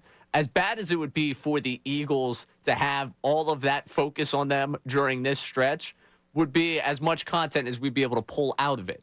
I almost wonder how much of this is going to be cut down and whittled down just for time. There's a lot going on with 3 of the 4 teams. Washington, to me, is a nothing burger. Even with the Daniel stuff, he's injured. All right, but the Giants are interesting. Scatterbo going down, but still, like, you had the wrestling stuff. How much of that stuff do you get into? You're right. There's too much stuff to fit into an hour. Right. So how deep do they really get in any of it? It has to be. The opening episode has to be the A.J. Brown social media stuff. That has to be the focal point. The offense and all that has to be the focal point of what they go. But will they allow that? You're not doing your job if you don't. No, I know, but they don't have the choice. I don't think I'll be tuned in next week if they don't do it tonight. It's a fine line of putting out what's going on, but are they really getting inside the locker room? Other than showing the interviews that maybe AJ's done, or I don't know. I'll be curious to see how they handle everything. Yeah, I got to toe the fine line. All right, coming back, we have News at Noon. How will Ray's first News at Noon back in the saddle be? I don't know. We're going to have to find out coming up next. A lot to get to as well. Ray Dunn, News at Noon is coming up next. Middays with Marks, 97.5 The Fanatic. Now on 97.5 The Fanatic Sports Update. Search for answers. I'm Ray Dunn with this Fanatic Sports Update. The Eagles are looking for answers after a second consecutive loss, losing 24-15 to the Bears on Black Friday. Nick Sirianni met with the media yesterday, and part of the conversation, well, we can't just keep doing the same old thing and expect something different to happen. Obviously, as we think through it, we're hypercritical on ourselves as well and say to ourselves, well, we might have thought this was the best going in, but as we look at it, we have to change some things too. You can't just keep doing the same thing over and over and over again, expect different results. Eagles getting ready for a Monday Night Football matchup with the Chargers in L.A. We'll get a breakdown of the Birds from Jeff Mosher coming up at 12:55. We already got a breakdown from Brandon Lee Gouton at 10:55 earlier today. You catch that conversation one more time on our website or the Fanatic app. Flyers fell 5-1 last night to the Penguins. Tyson Foerster scoring the game's lone goal for the Flyers. He left the game early with an injury. 76ers return to action tonight against the Wizards at 7 o'clock. You can hear the game right here on the Fanatic. This update is brought to you by Electrical Workers Local 269, the Electrical Training Alliance, International Brotherhood of Electrical Workers Local 269, NECA, and the Electrical Training Alliance can offer a career with no college debt. To learn more, go to IBEW269.com. I'm Ray Donald, your home for the Sixers, Flyers, and the best birds talk in town. 97.5 The Fanatic and 97.5thefanatic.com.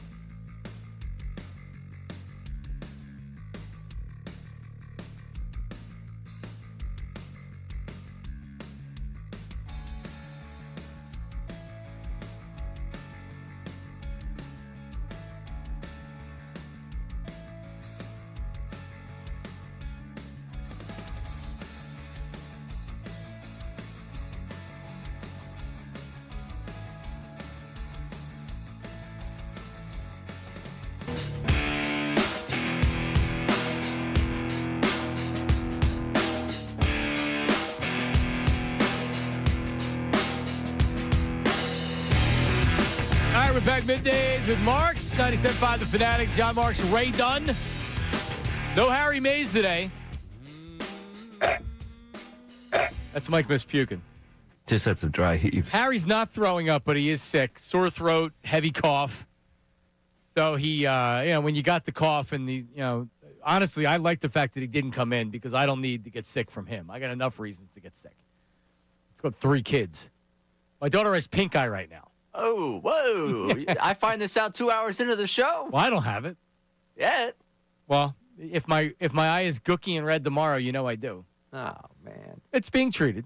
But she wasn't going to school today. But then last night, because many people in the area may not know that where I live and where Ray is from, this morning was snow and ice. And not a lot, but the timing of the storm. So last night, it was actually my kids were already in bed when we got the phone call or the text message saying 2-hour weather delay, which is like, all right, my mom on Tuesdays comes and watches my 4-year-old, so it wouldn't be that big of a deal because my mom will be there and then they can just go to school.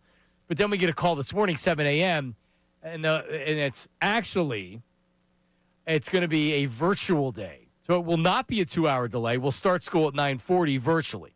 And if you look at the school closings in the area, if you're not in the Lehigh Valley, there's like 3 school districts that were virtual or closed or 2-hour late. And it was Springford, Perk Valley, and I think Westchester was 2 hours late as well. So, yes, there was so they're virtual today, which sucks.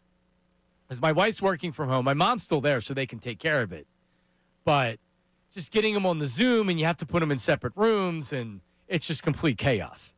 So the snow day that they used to have, really are no more snow days anymore. It's the virtual day. Yeah, which is a shame. They call it the flexible learning or whatever. Yes, whatever they call it. Yeah, I saw that. I still follow good old Springford on social media. There you go. I saw it popped up this morning. I was good for the kids. But the reality is that it's really just so they get credit for the day for the state because there's nobody learning anything. Like they're like you're with your homeroom teacher and then it's like, all right, now it's time for art, and then you're in art class virtually, and then you have lunch. And you get an extra long lunch, and then the afternoon they're like, all right, so now you're on your own to do whatever you want to. It's like, independent learning. Yeah, flexible. Flexible. So it's they do it so they can, it doesn't get counted against them for missing school as far as the district. So there you go. So that's what I was doing last night and this morning. But yes, pink eye. Lena had pink eye last night.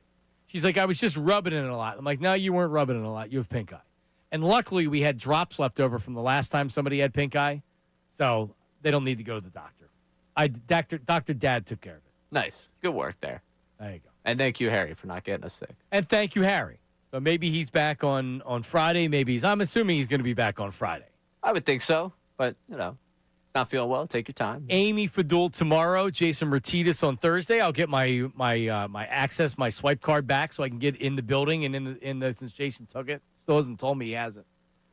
So he'll be back on Thursday. He'll be here on Thursday, and then Harry back on Friday. But before we get back into it, we got to get to something we do every day at noon. It's called the News at Noon. This city needs its news. Now, it's time for... I'd like to be remembered as a good newsman. The News at Noon. It's the coolest big story I've ever heard in my entire life. That's insane. With Ray Dunn. All right, we're going to start with a good newsman, a good journalist, someone who is doing his job to the greatest degree on the biggest story in sports right now, maybe the biggest story in the world right now. Marty Smith making his way out to the airport to make sure he gets that Lane Kiffin interview. What a job. He went on Pat McAfee and explained the chaotic few minutes where he's trying to figure out how he's going to get that interview. Then I get a text from Lane, and he goes, I'll do your interview right now. I'm like, awesome. Where? When? I'll do it. We'll go to your house. We'll go to the moon. We'll go to the airport. And there had been a lot of information coming in that 2 LSU planes were landing at the Oxford airport in just an hour or so, hour or 90 minutes. And I was still waiting to get this information from him on when we might do this. Nothing. Crickets. So I look at my guys and I'm like, boys, we're going to the airport. Like my journalism antenna went up. I'm like, we're going to the airport. So we go to the airport. Boys, we're going to the airport. Boys, we're going to the airport. And he got it right on the tarmac. It makes it seem like he was strategizing war. Like, Lane Kiffin was about to ghost you, man. Get to the airport. Potentially the government could use him for some strategic moves against Venezuela. Just go get Marty Smith. You know, I don't know who Marty Smith was until this. What? Why would I know Marty Smith? I don't watch NASCAR. Isn't he a former NASCAR guy? Does he do college football? What does he do? SEC? All that? So, truthfully, I became aware of Marty Smith because I believe he does the 8 to 10 or the 7 to 9 on ESPN radio. And back when I was here every Saturday morning, I would come in, and it was Marty and McGee in the morning. Oh, it must have been dynamite. Which, listening to that accent, broadcasting in Philadelphia locally every Saturday morning, never failed to make me laugh on my way. Yeah, he co-hosts Marty and McGee. Yeah. Alongside Ryan McGee, because, I'm a big Ryan McGee fan. What time is it? Is it 8 to 10? Is it 7 to 9? It's a podcast, I believe. Oh, okay. Yeah. Well, Marty and McGee, Saturday mornings on ESPN Radio. Hold on a second. A TV version of the show began on the SEC network. Maybe that's why I've never heard of him. Because I don't ever watch the SEC network. Well, that's fair. You don't have to watch the SEC network to get your SEC news right now because everyone's talking about the SEC and Lane Kiffin. He was a part of the team covering the Masters on behalf of ESPN. Oh, there you go. Okay. Can I say I don't need anyone else's take on Lane Kiffin? Okay. I've seen enough takes on Lane Kiffin. Your take is no longer original. Your take is no longer new. It's not cutting edge. No one cares anymore. If you have not given a Lane Kiffin take yet, party's over. Show's closed. Go home. He met his wife, Lainey, while attending Radford University. I think he's a former baseball player, too. Wow. Listen, he's a handsome guy. Sure. All right. Yeah, good for him. All right. There you go. Marty Smith. I'm so glad you just found out who Marty Smith is. He's a native of Petersburg, Virginia. Obviously. All right. Top 3 Martys off the top of your head. Ooh.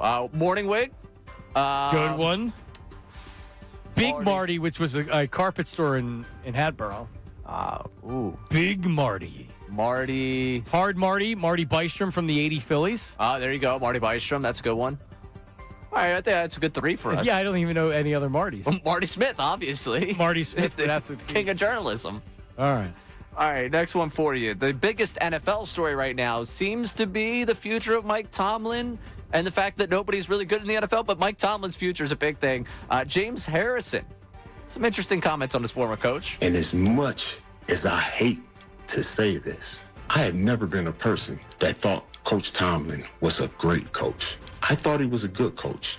And I'll be honest, part of that is because when I was slated to be the starter, when Joey left, he drafted 1 and 2 outside linebackers. And I was actually behind one of them for a minute. But right now, we have coaches on this staff, and that's it.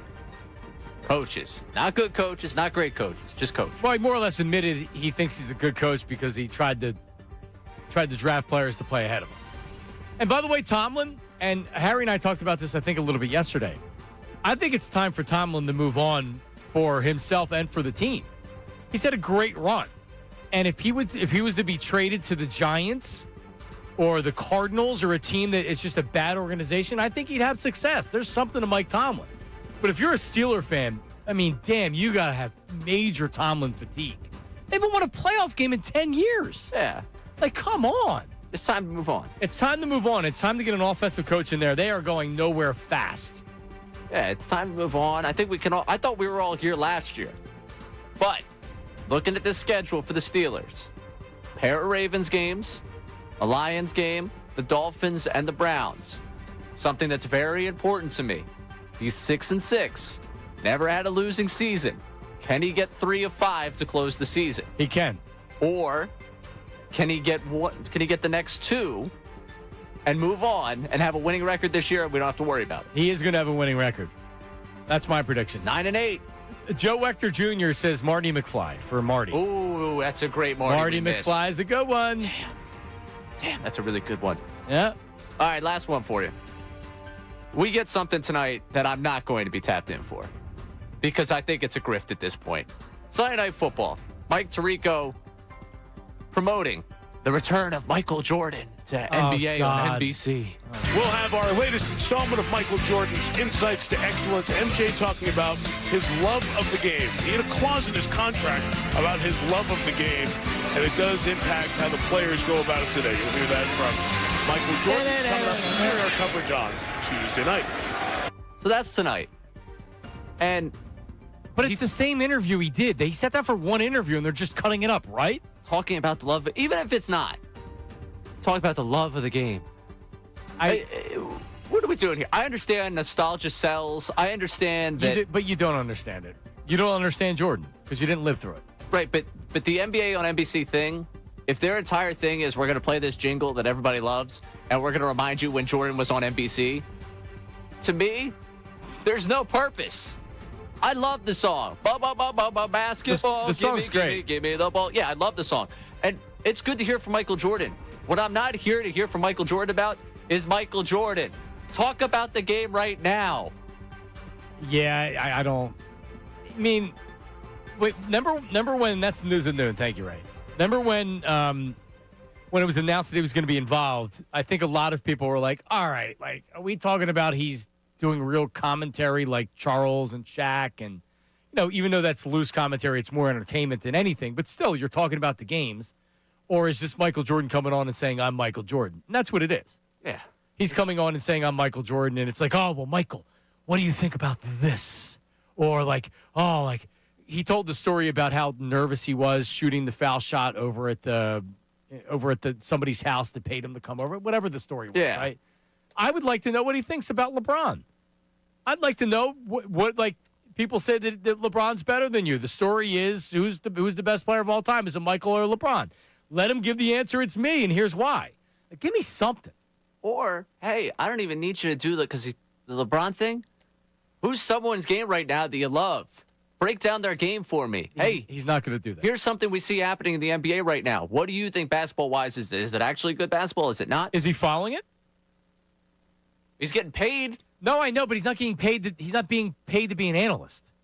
He's being paid. How many times has he sat down with Tirico? Seriously, isn't this from the same thing? That's what I mean, though. It's a waste of money. I have no interest in it. Right.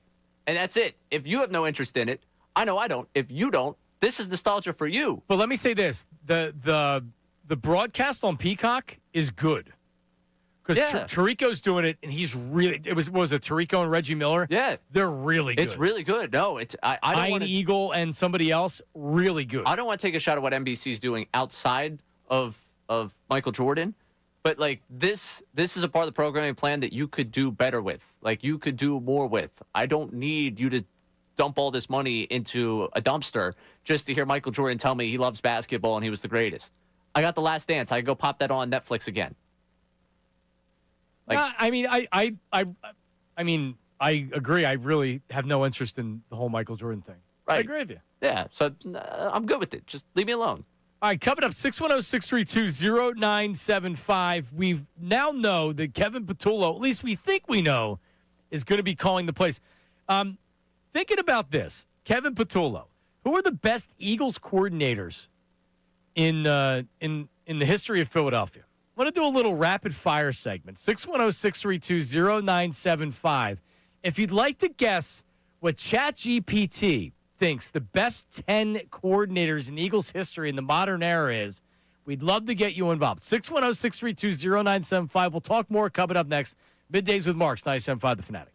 Talking about the NBA tonight, there's one place for you to bet it. It's FanDuel in partnership with Valley Forge. It's the #1 sportsbook for same-game parlays. From points and rebounds to threes and assists, FanDuel is the best place to combine your favorite picks into a same-game parlay or track every stat live in one easy-to-use app. And right now is the perfect time to join because new customers get $150 in bonus bets if your first $5 bet wins. So bet on the players you love the way you want. Speaking of the team you love, the 76ers tonight taking on a Wizards team that flat-out stinks. Sixers going to be down some guys, but that Wizards team is not good. And Quentin Grimes looked good the other day. I might look at that points over coming off the bench, or potentially finds himself in the lineup tonight. Might want to sprinkle a few on there, maybe cook up a little bit of a parlay. If Drummond gets to play, that rebounds over is always a really good bet with him. All you got to do is head to FanDuel.com/endzone. That's FanDuel.com/endzone to sign up today. FanDuel, official sports betting partner of the NBA. 21 plus of President Pennsylvania. First online real money wager only. $5 first deposit required. Bonus issued as non-withdrawable bonus bets would expire 7 days after receipt. Restrictions apply. See terms at sportsbook.fanduel.com. Gambling problem? Call 1-800-GAMBLER.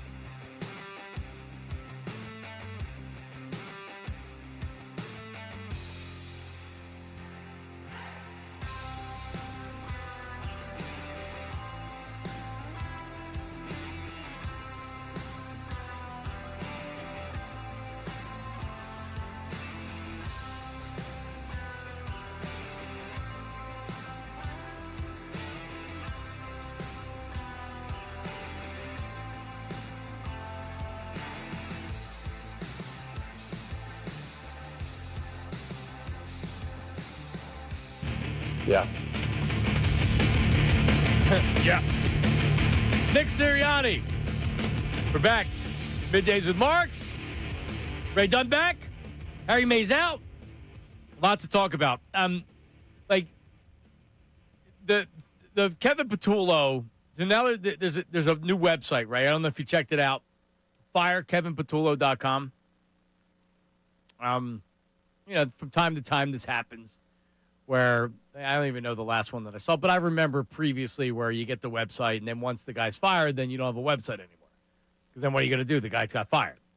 But FireKevinPatullo.com. This was coming after somebody programmed the PennDOT sign down at Lincoln Financial Field, the electronic sign, to say Fire Kevin Patullo. And his house was allegedly egged. At least police are investigating his house was egged. I'm sure it was, and I'm sure it was egged by Eagles fans. The obsession is unhealthy and embarrassing. I'm embarrassed. When it started when it made news yesterday and it ended up on Pro Football Talk and ESPN.com and SportsCenter and everything else, I love being an Eagle fan 90% of the time. The other 10%, I hate being an Eagle fan, and that was yesterday.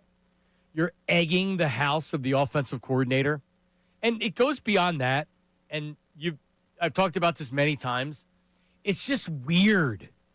The whole thing with Kevin Patullo is weird. People changing their like name on social media to say Fire Patullo. And there's so many people that do it.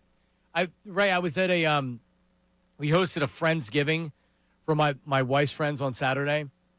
And one of her childhood friends, her husband, Jay, took his son to his first Eagles game. He's 7, I think. Yeah, he's 7. On Friday. And I didn't even prompt him. He's a big sports fan. So he's just really getting into the Eagles. I didn't lead him in the direction or whatever. I said, I heard you went to the Eagles game. And he goes, they need to fire Patullo. He literally said, because at the game, he's listening to everything that's saying, and it's like, you know what the tone was. And man, that stadium was nasty on Friday. But everybody was fire Patullo, fire Patullo, fire Patullo. If you want to fire Patullo, fire him. I mean, I don't want, I'm like, it doesn't bring me any great joy to stick up for Kevin Patullo. But doesn't anybody else, doesn't it feel weird how obsessed we are, singularly obsessed with Kevin Patullo? Not the quarterback, not necessarily the head coach, the singular obsession with a guy that is just coming in and he's calling plays. This isn't his offense. He's not missing throws. He's not missing wide open receivers. I just find it very weird. But now we're officially out of control. And it's unhealthy and it's crazy at this point. Totally nuts. It's unhealthy. It's crazy. Wrong tag guy's house. The website, however, I have just gone and found for the first time. While it is a very unhealthy obsession with someone to put together this website, you don't want to hand it to them, but you kind of got to hand it to them when you look at this website. The detail in this thing is ridiculous. I figured it was just like it was going to take you to the page, fire Kevin Patullo, whatever. You start scrolling down here, information, they got links to, hey, this person said it stunk that day, it's not the playbook. Listen, again, I'm not advocating for you to do it. I'm just saying now that you've done it and I'm sitting here reading it, I can't help but be a little bit impressed with the effort that's been put into this website. All right, you ready? Here's what it says. It has a nice picture of him. And I genuinely, and I know he makes a lot of money because NFL coaches make a lot of money. So this is, you're paid to be, you're paid to be criticized and you're hired to be fired. That's the nature of this business, right? But at the same time, like, egging the house and too far. Yeah, like Jonathan Gannon. Everybody hated Jonathan. Remember how much people hated Jonathan Gannon? The team was in the Super Bowl. They hated Jonathan Gannon. He was also bad against good quarterbacks. Like, we sniffed out Jonathan Gannon as being kind of an overrated defensive coordinator. But people were so nuts over Jonathan Gannon. The story was that Gannon told was he was out to breakfast with his family or something, or people were like booing him or talking smack to him or whatever at breakfast in front of his family. Like, you have no class. You need to separate. He's a football coach, and I know that we take everything personally and we live and die with our teams, and I love that about us. But, like, going to the man's house because you know where he lives, like, come on, man.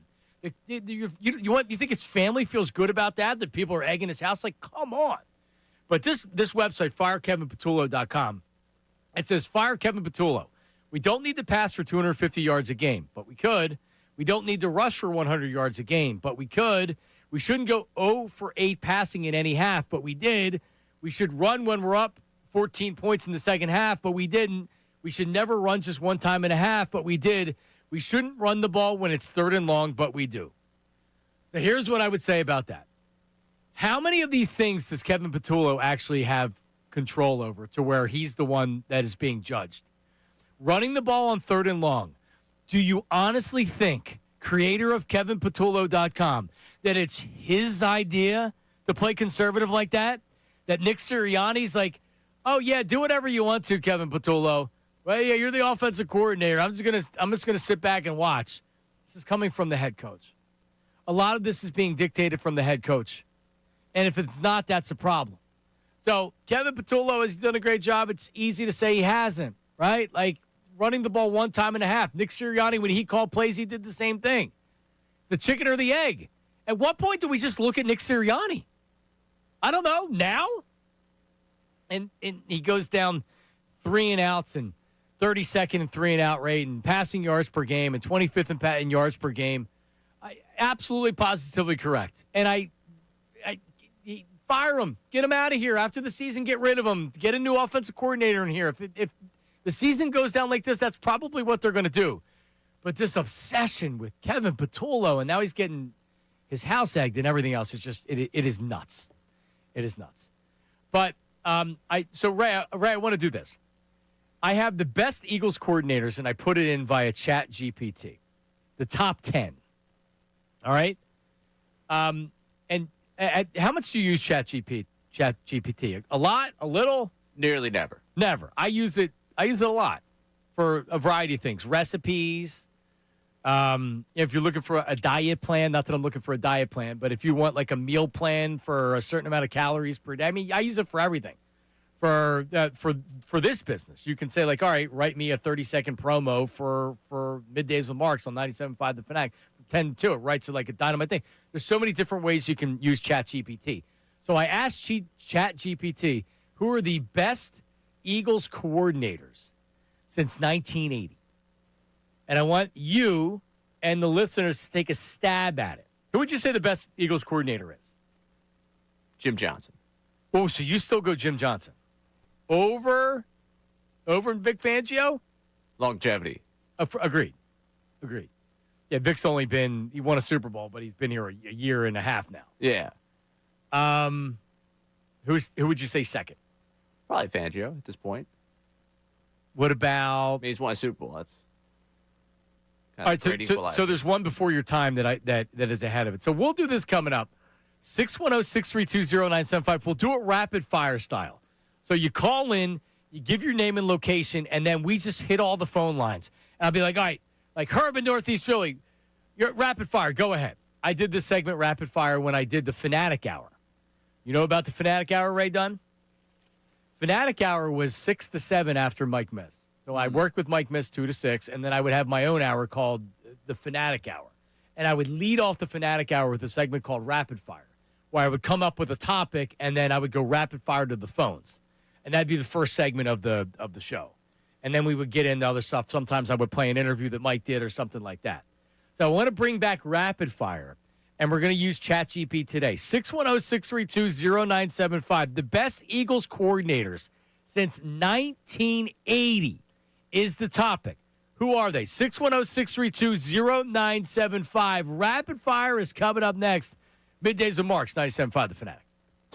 Now on 97.5 The Fanatic Sports Update. 2023 all over again. I'm Ray Dunn with this Fanatic Sports Update. Yeah, I wish it was 2022, 2024 all over again, but we're talking 2023 because this Eagles team on the brink of a collapse just like that one, still searching for answers after a second consecutive loss. And yesterday, Nick Sirianni met with the media and talked about some of the lessons he learned from 2 years ago. The lessons we learned in 23 resulted in kind of what happened last year. So, of course, win, lose, or draw, you're always constantly trying to learn and get better. Sometimes that sting of the loss has even more impact And they're getting set for a Monday Night Football matchup with the Chargers in L.A. We got a breakdown from Brandon Lee Gowton of the Birds at 10:55. Jeff Mosher will join us coming up at 12:55 to talk about everything going on with this Eagles team. Flyers fell 5-1 last night to the Penguins. Tyson Forster, the game's lone goal for the Flyers, left the game early with an upper body injury. 76ers turned to action tonight against the Wizards at 7 o'clock. You can hear it right here on 97.5 The Fanatic. This update is brought to you by Mercedes-Benz. Despite wintry conditions and heavy traffic, holidays must go on. That's why Mercedes-Benz SUVs come with the latest safety technology.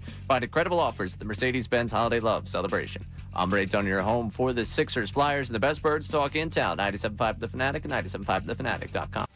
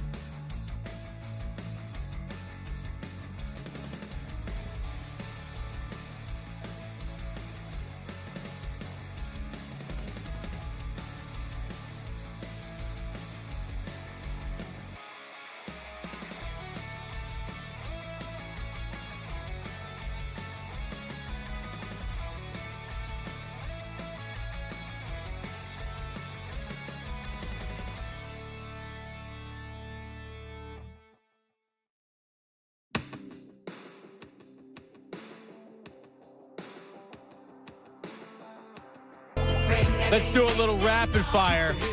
Would we agree that ChatGPT probably doesn't have Kevin Patullo as a top coordinator? You never know. So here's what I typed into the search. Best Eagles coordinator since 1980. Give me a little rapid fire music. This isn't... I had some people messaging me. Martin messaged me on Instagram and said, are you going to have the machine gun? Because we used to have the machine gun for rapid fire. I don't think in 2025 we're doing the machine gun. Probably leaving that one on the floor. 15 years ago, we did the machine gun. All right. So here's what it says. It said, here's the list. Best Eagles coordinator since 1980.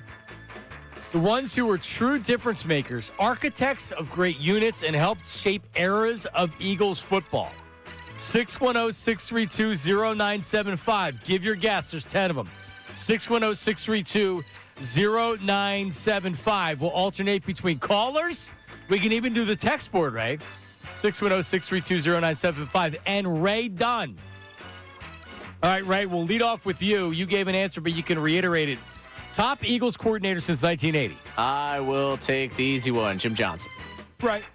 Correct. Jim Johnson says the gold standard. His attacking blitz-heavy scheme defined the Andy Reid era. Johnson's defense is ranked top 10 in scoring 5 times, powered the Eagles to 5 NFC championship games and a Super Bowl appearance. Easy answer, Jim Johnson. We love Jim Johnson.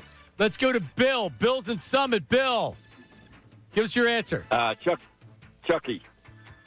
Oh, John Gruden is correct. That's a great answer, Bill. Do you remember John Gruden was a coordinator here, Ray? I mean, no, I wasn't old enough to remember him. Know that he was, but no, I don't remember him. 95 through 97. So he came in with Ray Rhodes, and because Ray Rhodes was a defensive coordinator of the 49ers, John Gruden was this young coach that was with Green Bay, but was a part of the Bill Walsh trade. He came as offensive coordinator of the Eagles, and when he left, the Eagles went to hell because he was really, really good.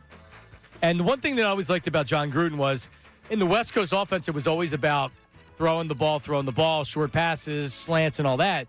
But he had Ricky Waters and Charlie Gardner. He ran the ball a lot, and Rodney Peete ended up being his quarterback. So he fit the personnel to his to what he was doing. All right, number 1, Jim Johnson. Number 6 is John Gruden. 610-632-0975. Who are we missing? Go ahead, Ray Dunn. All right. For me, I will take Vic Fangio off the board as well. Vic Fangio does not make the list. That is incorrect.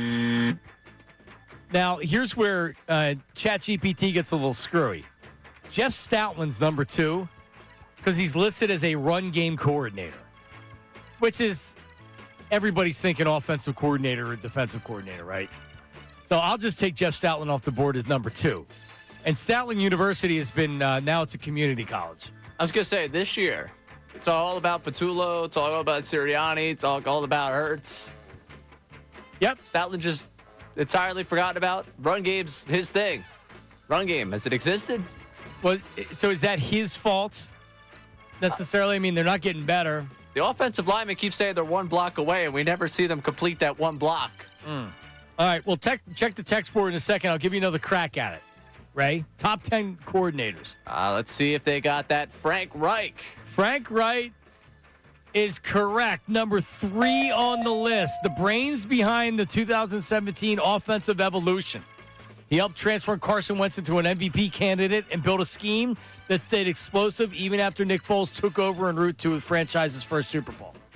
Right? I mean, he wasn't a play caller, right?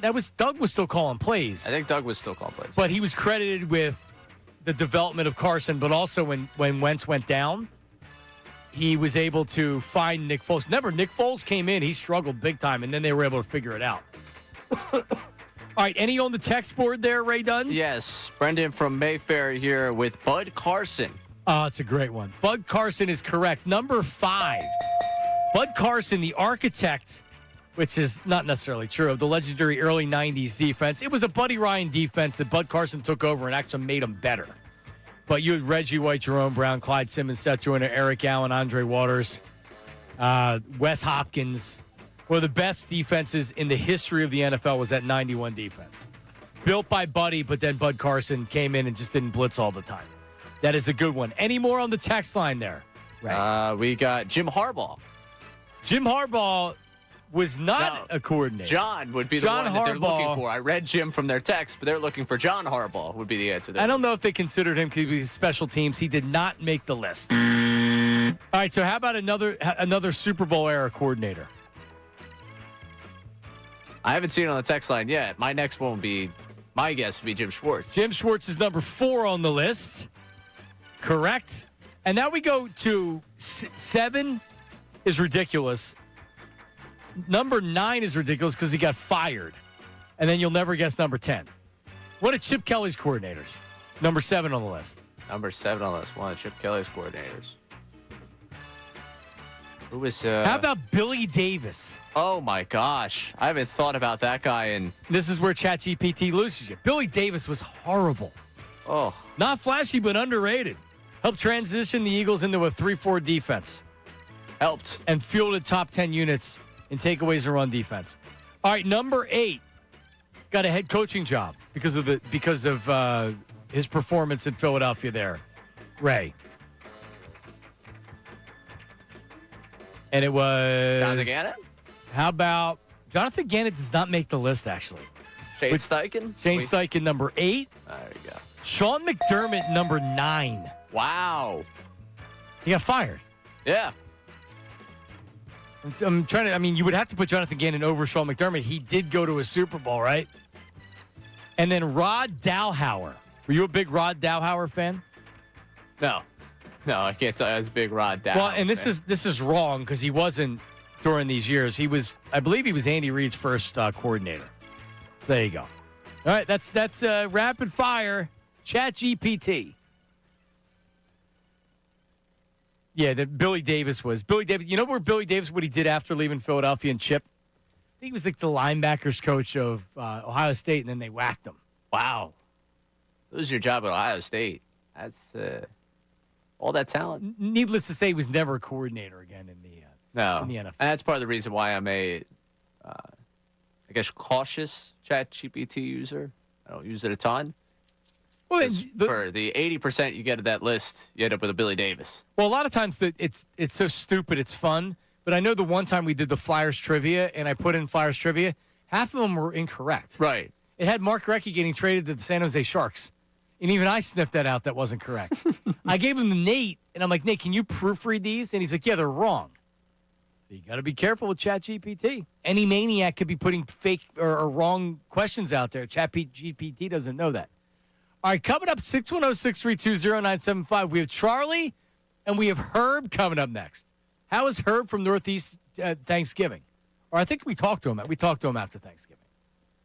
He went to the Burkheads. He sent me a text message on Thanksgiving. He went to the Burkheads. That's good. Like, I was supposed to know what that meant. And it's, I guess, a friend. No, it's not. That's what I said to him. Rex Burkhead. Herb, the text board. Jeff Mosher's coming up at 12:55. He's going to tell us what he's seen now. We know the offense is a problem. How much of it is the play caller? How much of it is the quarterback? Jalen Hurst-Smith's a lot of open receivers. Jeff Mosher coming up at 12:55. Your phone calls and texts coming up next. Don't go anywhere. Start your morning.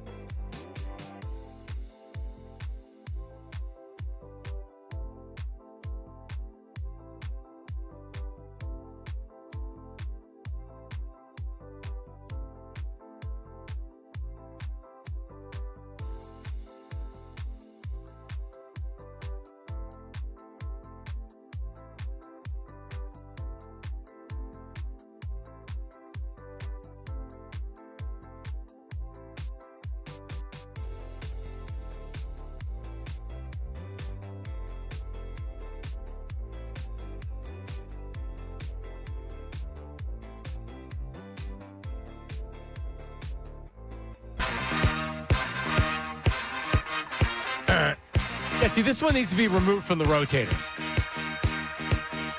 You know why? This is a Friday tune. Right, yeah, it's not Friday. No, this is me stepping out, taking a break, and then the rotator. No, I know. That's what I'm saying. Like, because it ran, when you were away, it ran a couple times because it's in the rotator. Right. Yeah. Thank God it's Friday. Great song. Yeah, I guess. I don't know. It's just that it's Friday. It's not, yeah. Yeah. I'm all off. No Harry Mays today. I'm lost. I don't know what day it is. No, it's not your fault. Let's get it out of the rotator here. All right, update me on the text board, and then and let's get a couple phone calls in here before Jeff Mosher. I will say the tide is starting to turn a little bit. There's some people with the KP's the scapegoat. People throwing blame on Sirianni, blame it on Hurts. So it's turning a bit. I did find this one particularly interesting. You two are partially to blame for blasting it to the public, so don't crawl back now, with regards to us talking about Patullo, the Fire Patullo website, his house being egged. Well, I mean, his house was egged. It's been reported nationally. Right. No, but he said you two are partially to blame for blasting it to the public, so don't crawl back now. I guess our criticisms of Patullo are why we're part to blame. Us personally? I mean, do you listen to the show every day? Do you watch the show every day? Yeah, so I'm trying to get to the point. This is TJ of the Northeast. So I guess this is... I mean, any criticism of the offensive coordinator is fine. Right. He should be criticized. He hasn't done a good job. You can... I mean, the discussion is how much of it is it him. And it's so easy just to point the finger. And that's the way that it's felt, is that everybody just says, well, it's all Patullo. That's the problem. No, that's not the only problem. And it's probably not the main problem. At what point do you blame the head coach? He's an offensive head coach. Right, which I think that we've done, and I think the other shows at the station have done as well, pointing elsewhere.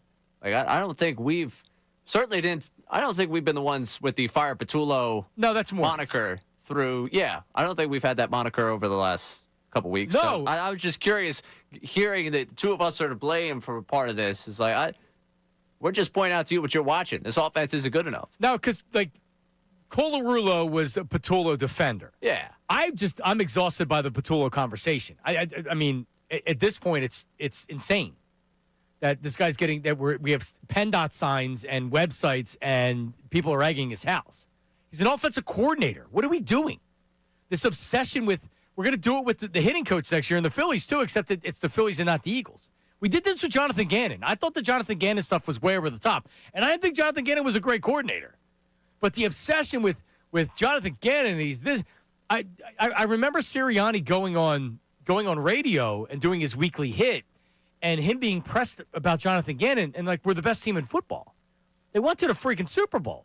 But the other side of it is they struggled against good quarterbacks. The defense was not the same against good quarterbacks, and in the Super Bowl they got shredded. Right.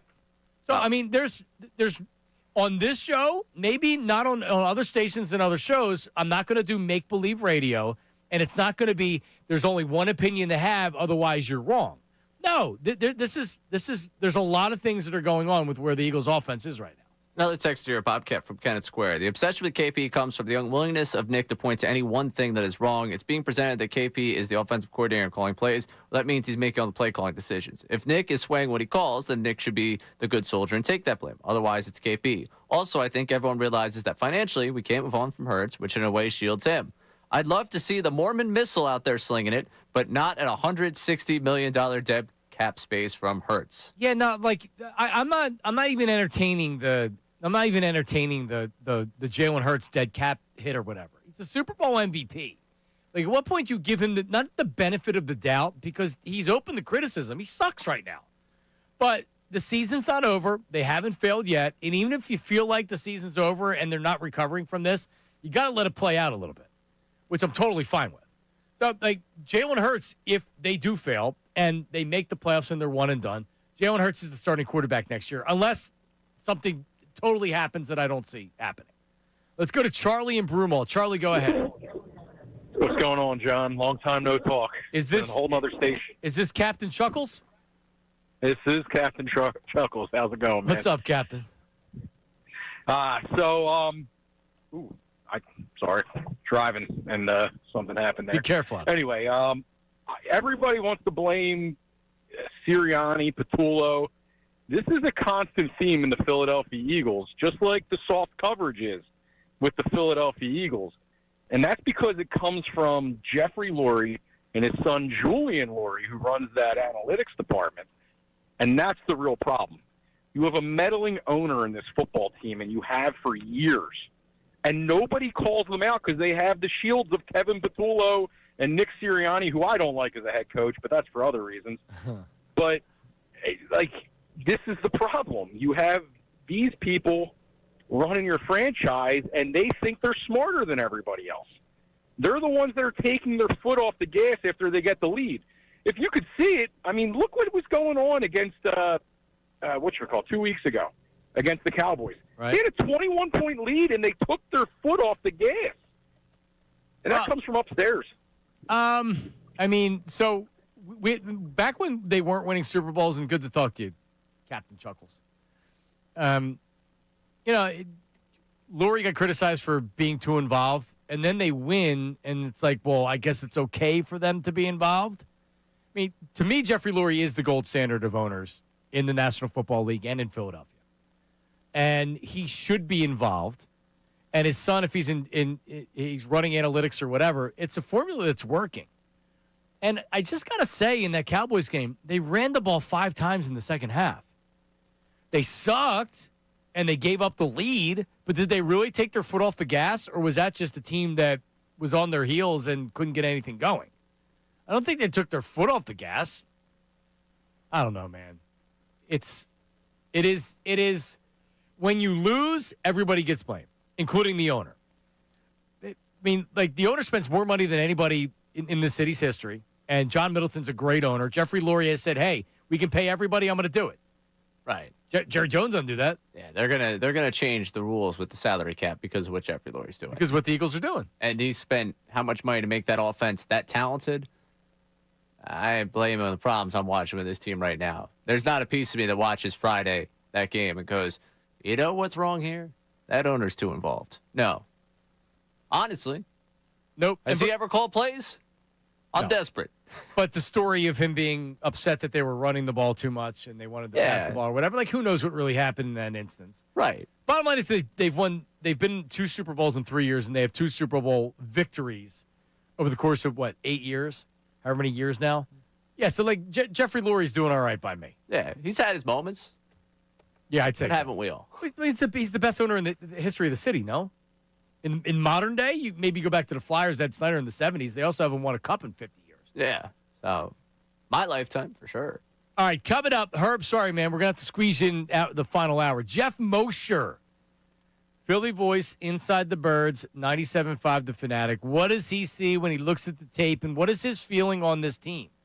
Are we thinking about 2023 at this point and the collapse? Jeff Mosher coming up next. It is Middays with Marks, 97.5 The Fanatic.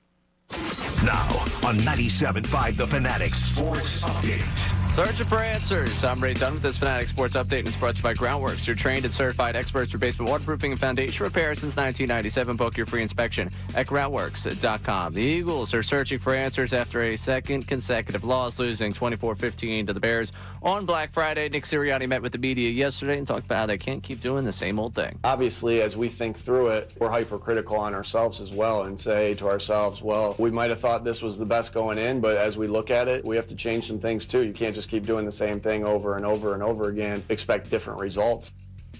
Eagles get set for a Monday Night Football matchup with the Chargers in L.A. We'll get a breakdown of that Birds team from Jeff Mosher coming up in the next segment. Flyers fell 5-1 last night to the Penguins. Tyson Forster scored the game's lone goal for the Flyers, left the game early with an injury. 76ers returned to action tonight against the Wizards at 7 o'clock. You can hear the game right here on The Fanatic. This update's also brought to you by Mothers Against Drunk Driving. For victims of drunk and drug driving, your grief is unique, but you are not alone. You always have a place at MAG. Call a 24-hour victim helpline at 877-MADD-HELP or visit MADD.org. I'm Ray Dunn, your home for the Sixers, Flyers, and your best Birds coverage in town. 97.5 The Fanatic and 97.5thefanatic.com.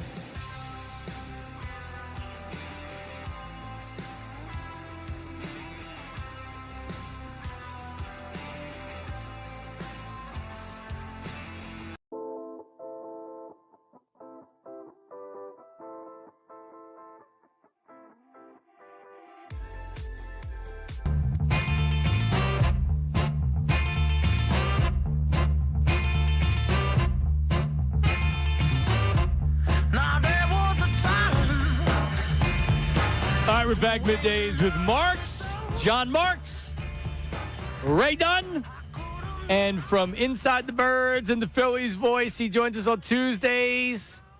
His name is Jeff Mosher. Jeff, how are you, buddy? How was your little vacation you had there? It was wonderful. I'm so glad I could come back to the Delaware Valley to this beautiful weather we're having. But you know what? It's all right. I got to be humbled after a few nice days in the sun. Right, and everything's great with the Eagles, too. So it's perfect, right? We're handling all this very well as fans and media, Jeff. Yeah, so when do pitchers and catchers report, Johnny? Oh, boy. I'm not there yet. But I was thinking about this earlier. Every week we talk, it feels like it's almost the same conversation. What's wrong with the offense? Whose fault is it? Why is Jalen Hurts missing open receivers? So let me ask you this. And you've reviewed the film, but do you think that replacing Kevin Patullo at this point with somebody else, whether it's Nick Sirianni or I don't even know who else would be on the staff, do you think that does anything? Do you think that's something that the Eagles should have done or should do? You know, my thought process on that is it can't hurt because at this point I think we've reached a pretty rock bottom area with the Eagles offense. And it feels like now that even some of the things that were good, like the shot plays, are starting to not be there too. So you're seeing even a residual effect of the entire offense. It used to just be the rushing offense, right? And now, and the passing offense wasn't great, but it could give you some shot plays. And now it looks to me like Jalen, and I know the wind's been bad in the last two games, but he looks less confident. And I don't know about you, I mean, watching his last press conference, I thought he was very accountable and almost gave off the impression that he knows he's not making throws that he typically makes and is frustrated about it. So could a new play caller potentially just find a different rhythm? Maybe. But it's still play calling from the same menu. So it's like if I'm not happy with the food at a restaurant and I say, John, you pick for me off this diner that we've been going to for the last, however many years, do I think that you're going to pick something that I'm going to like a little bit more than what I've been picking? Maybe, right? But probably not in the long run going to make a dramatic difference. In fact, one of the issues I'm sort of wondering about, I clearly think, based on Nick Sirianni's comments yesterday, that they're behind the scenes working on something different, maybe not a different play caller, but a change of approach. And that could give a spark and make a change. And I guess my long-term fear would be like they show that sign of life in their offense against the Chargers and then maybe for 1 or 2 weeks. But eventually you are what you are. And, people, all you need is 1 or 2 wins for people to jump back on and say, yes, you're fixed, the problem is solved. And I don't know that would be the case even if they did start to look better over the next week or two. Right, but so maybe even if it's kind of gimmicky, right? Like we've seen the RPO work well in for not short amounts of time, but it's not something you can do. That can't be your offense.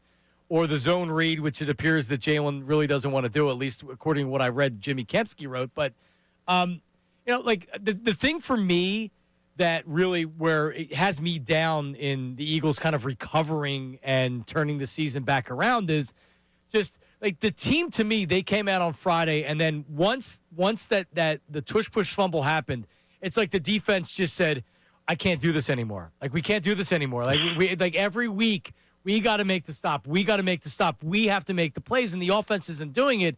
And it just seems like that game. I'm hoping it wasn't the burst at the seams game, but I'm worried it was the burst at the seams game that we saw in 2023. Yeah, and very similarly too, right? That would be the 49ers game where it just like all of a sudden everything changed and they were a different team and it became more about everything not going correctly. And I think that there's some look. I put that with the Cowboys loss, these back-to-back losses, sort of like that was the 49ers loss, I think, was followed by either a Cowboys loss or the Seahawks loss. It was Cowboys, and remember, Bosa came out after the game and said, I'll give the blueprint for how you beat Jalen Hurts. Pressure him. Don't let him escape up the middle and pressure him. Even if you're not pressuring him, he senses it. And it was true, and they never recovered from it. And then you had the Seahawks game with Drew Lock. And I remember Jeff going into that game and saying, the Eagles aren't losing to Drew Lock. I don't care if they're in Seattle. And they lost to Drew Lock. And it feels like this Sunday, even if this next Monday, if Trey Lance plays, who the hell knows if this team can beat Trey Lance? I don't know that right now. Well, they're certainly going to have to stop the run, right? And that's what the Chargers are going to do, whether or not Herbert plays. And even though, so the Chargers have gone through a little bit of an identity crisis. In the middle of the season, they were throwing the ball a lot. They lost both of their offensive tackles, which is really, it's amazing that they're 8-4. I kind of think that they're going to really feel the impacts going forward here, especially their schedule over the last 3 or 4 weeks is brutal. But they've run the ball the third most of any team over the last, I believe, 5 weeks. They've really got their run game going, and it sounds like they're optimistic not only that Herbert will play, but Omarion Hampton, their first-round pick running back, will play. So, I mean, they're already starting to find themselves in the run game. Their offensive coordinator, Greg Roman, the Atlantic City guy, is always known for being creative, not just having a good running game, but being very creative with it, motion shifts, numerical advantages. He did that with the 49ers back in the Kaepernick days. He did it with the Ravens in the early days of Lamar Jackson. He's been with, he and Harbaugh are like linked at the hip. So he's doing it now with the Chargers. So yeah, you'd have to be concerned that this is another rough matchup for the Eagles if it's true that the defense is sort of starting to cave now. You made it sound like when they turn the ball over, there's this depressed feeling we have to do it again. And maybe that's the case, but there's also just raw data that shows that from a snaps percentage, I wrote this yesterday on Philly Voice, the Eagles have played 69 more defensive snaps through 12 games this year than last year. So that's not negligent, maybe 5 or 6 snaps different per game. However, the 2 of the 3 interior linemen, and who really had struggles against the Bears, Jordan Davis and Moro Ojomo, you're talking about guys who last year were playing about 37% of the snaps, and now this year are playing 62% or 65% like Moro. That is almost twice as many snaps that these guys are playing, and plus they're playing more snaps per game each week than last year. So I'm wondering if it's a sign that they're just wearing down. And by the way, Jalen Carter is up in around the 84, 85 percentile for the second straight year. That's a lot of snaps. And Vic Fangio does not rotate as much as other coordinators, certainly not as much as Jim Schwartz. But last year, he played 4 defensive tackles. He played Carter. He played Davis. He played Ojomo, and he played Milton Williams. This year, it's basically been just Carter, Davis, and Ojomo, and Byron Young is only checking in at about 20 to 22% of the snaps, and that might have been inflated by the fact that he played 47% against the Bears. So I'm wondering if Vic needs to start playing a few more guys and taking some load off of those top 3, because it looks to me like they might be wearing down. That's very interesting. Jeff Mosher, so last week on Tuesday, you were out. I brought on Tim McManus, and I asked him, I said, do you think this is a win against the Bears? And Tim said, I want to feel what the locker room, I want to get a gauge of the locker room this week. And you're in the locker room based on 2023. And I remember everybody was so tight in 2023. And then I've heard this year, the defense is pretty loose, but the offense still, it's like everybody's miserable. What's your sense of where the team is right now? And, it's so hard to win in this league when things aren't right internally. And in 2023, I didn't think things were right internally, even when they were winning. Does it have that same kind of feel to you this year? Yeah, I mean, I'm in the locker room after the games, and it always depends on whether they win or lose. Obviously, right. I think the biggest thing I get in the locker room after the games is you can tell when a team is trying to when it's frustrated and is trying. When guys start saying the same things and then they recognize that they're saying the same things week after week, is when sort of you can tell that frustration has set in, because they want to have better answers. Shoot, I think they'd rather at some point, I think they'd pick losing 38-35 just to at least say, hey, we found some answers on offense and we can carry over from that. And it was just a bad day defense or a weird turnover game. It's funny. I talked to Todd Harriman a little bit. We still keep in contact. And I remember, when he was a player, I forget what year it was. They were probably the last few years of Andy. They were on that losing streak and losing. Remember, they were blowing games in the fourth quarter. Yeah. I remember going up to Todd after one game, and he just looked at me before I could answer the question. He says, "Jeff, I just don't know." You know, like when they get to that point where they've said the same thing over and over and they have nothing else to say, it's tough. And I think if you listen to Nick Sirianni yesterday, or anybody really, I mean, they're running out of reasons for why this has happened. Yeah, so Doug's last season, I did the Brandon Graham show with BG, and you're doing it every week, and he was saying the same thing every week.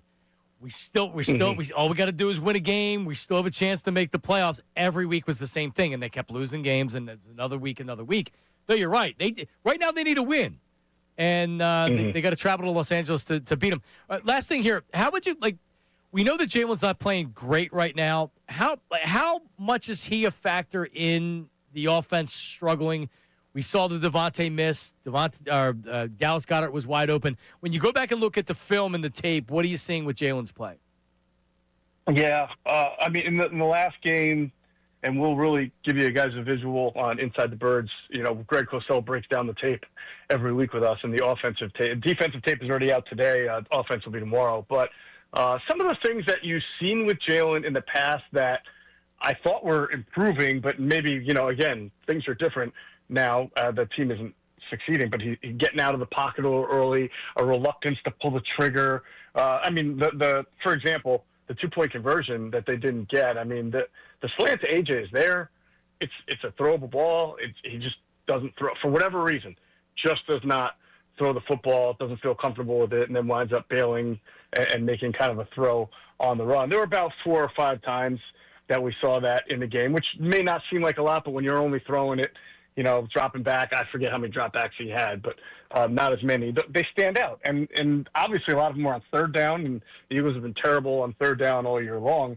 But John, real quick, the crazy thing is the Bears played a ton of man coverage and blitz. They were not afraid to zero blitz Jalen Hurts, meaning no safety, anyway, right? And remember the conversations we were having after week 4, week 5, that Hurts and the offense were awesome against man coverage. They were killing the blitz. Teams like the Rams and the Bucks were blitzing them, and the Broncos relentlessly in the first half and then dropping totally into zone second half because they just were – well, throughout the regression of this season, you just saw a team, a Bears team that's not like used to success, show no fear playing man coverage against the Eagles, where 6 weeks ago you wouldn't dare do that kind of stuff against this team. And now you're just seeing the identity of the offense has changed once again, and they are really struggling against a team that just dared them to beat them in man coverage. All right, Jeff Mosher, Philly voice, Inside the Birds. Always a pleasure. We'll talk to you next week, buddy. Thank you.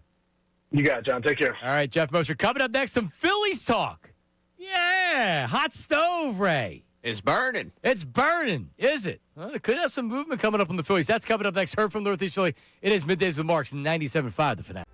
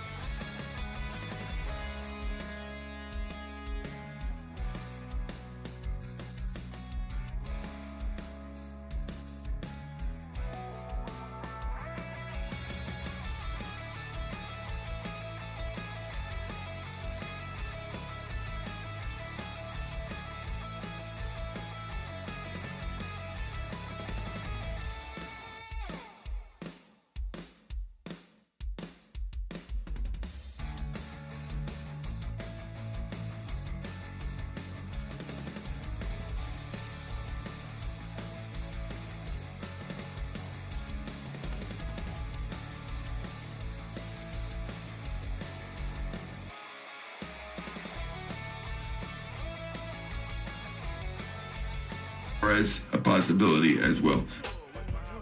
John Heyman's giving you absolutely nothing. Thank you. Another insider with crap. We're back. We got insider. Oh, yeah, Suarez is a possibility. Is he? John, is he? Okay. We got an insider with something new today, though. Jeff Passan? Uh-huh. Predicts Alec Boehm has a 50% chance of being traded. Lists the Brewers, Mariners, Pirates, and Angels as potential fits. Quote, in a winter of change in Philadelphia, Boehm is among the likeliest of Phillies not to return. There you go. All right. Well, that would make me very happy. Boom. What do you think, Ray? I just don't like that in this write-up about him. If they miss out on Kyle Schwarber and pivot to Alex Bregman. What? I mean, I don't know. If they, are they missing out on Kyle Schwarber? That's what I mean. Why are we talking Plan Bs here? Well, I mean, you have to be ready in case if Schwarber says, "Hey guys, listen, I'm not looking for you to match the offer, but I'm going home to Cincinnati, and they're offering me 6 years and 180," and the Phillies are going to say, "Okay, see ya." Then you go to Pete Alonso, then you go to Bregman because you could use the third baseman. I mean, you have to be ready for it. I don't think it's likely. It's possible. It's definitely possible. Real Muto, I saw something recently. Real Muto, it said like, oh, well, according to this person, Real Muto's good with a 2-year contract. Who the hell says that right now? He's good with a 2-year contract. What do you mean? It means it's got some money tied into that 2-year contract. There's no way JT Real Muto wants as many years and as many dollars. What they're trying to say is that likely it's going to be a 2-year contract, and he's going to have to deal with that because teams don't want to give him a 3rd year. And we'll see if that's actually going to be the case. But also being reported is that Schwarber could sign soon. This isn't a February signing for Kyle Schwarber. He may be the domino that falls. He signs and then some other guys go, which would be fine with me. You're in December now. Let's start signing some guys. I'd be surprised if they end, speaking of the winter meetings, and he doesn't have a team, which means we would have some sort of resolution on this in the next week and a half. Winter meetings next week. It's just weird how in baseball, no one wants to go out and spend the money. And in football, they can't wait to spend the money. In basketball, they can't wait to spend the money. In baseball, it's like, well, let's see what the market is. Let's get the market to develop because the agents don't want to sign because owners aren't coming out. If someone came out with Kyle Schwarber right now and said, all right, we'll give you 6 for 180, he'd probably take it. Right. But no one actually wants to do that because you want to see what the market is. And, well, if he's only getting 4 years, why would we offer him 6? Yeah. It's just weird. I forget what it was, what channel it was up there in Toronto, but there were 3 Toronto sports talk figures, and it was basically bringing hockey mentality to Major League Baseball free agency, and they were like floored that Bo Bichette hadn't signed yet. It happens every year. This is a group of analysts who have done a lot of hockey work in Toronto. The Toronto team got hot baseball-wise, and it's like, all right, break down baseball free agency for us. It's like, right. How do they not have this guy signed yet? This is ridiculous. Any other sport, it's a ridiculous practice to go through. So if Kyle Schwarber, and I don't think this is likely, but if he did end up signing with Cincinnati or not going to Pittsburgh, but Boston, if he did sign with somebody else, I like Kyle Schwarber a lot. I really, really do. It's not the end of the world. You're not likely to get back to the World Series with Kyle Schwarber. So if Kyle Schwarber leaves, you have to produce you're going to have to get production out of the lineup. He's been your best offensive player here now for the last couple of years. It's not the end of the world if Kyle Schwarber were to leave, no? It depends how you're replacing him. There's not a lot of options out there where I would feel comfortable with that offense. Losing that type of power surge, that type of patience near the top of the order. And honestly, that locker room, clubhouse, whatever you want to call it, losing that level of leadership. No, I know, because the leadership has done so much for them the last couple of years. Well, in particular in the playoffs. Well, that's not a rip off of Kyle Schwarber. Just saying, like Pat Passan saying that it's an offseason of change, and Alec Boehm's the most likely to go, and 50% chance. I agree with that, and I don't want Kyle Schwarber to go. He's been a great player, and I think he's still going to be a great player for the Phillies. But if he was to leave, you're not doomed to not make the playoffs. They're still making the playoffs. Yeah, they're still making the playoffs without Kyle Schwarber. They're not going to just sit back and not sign anybody.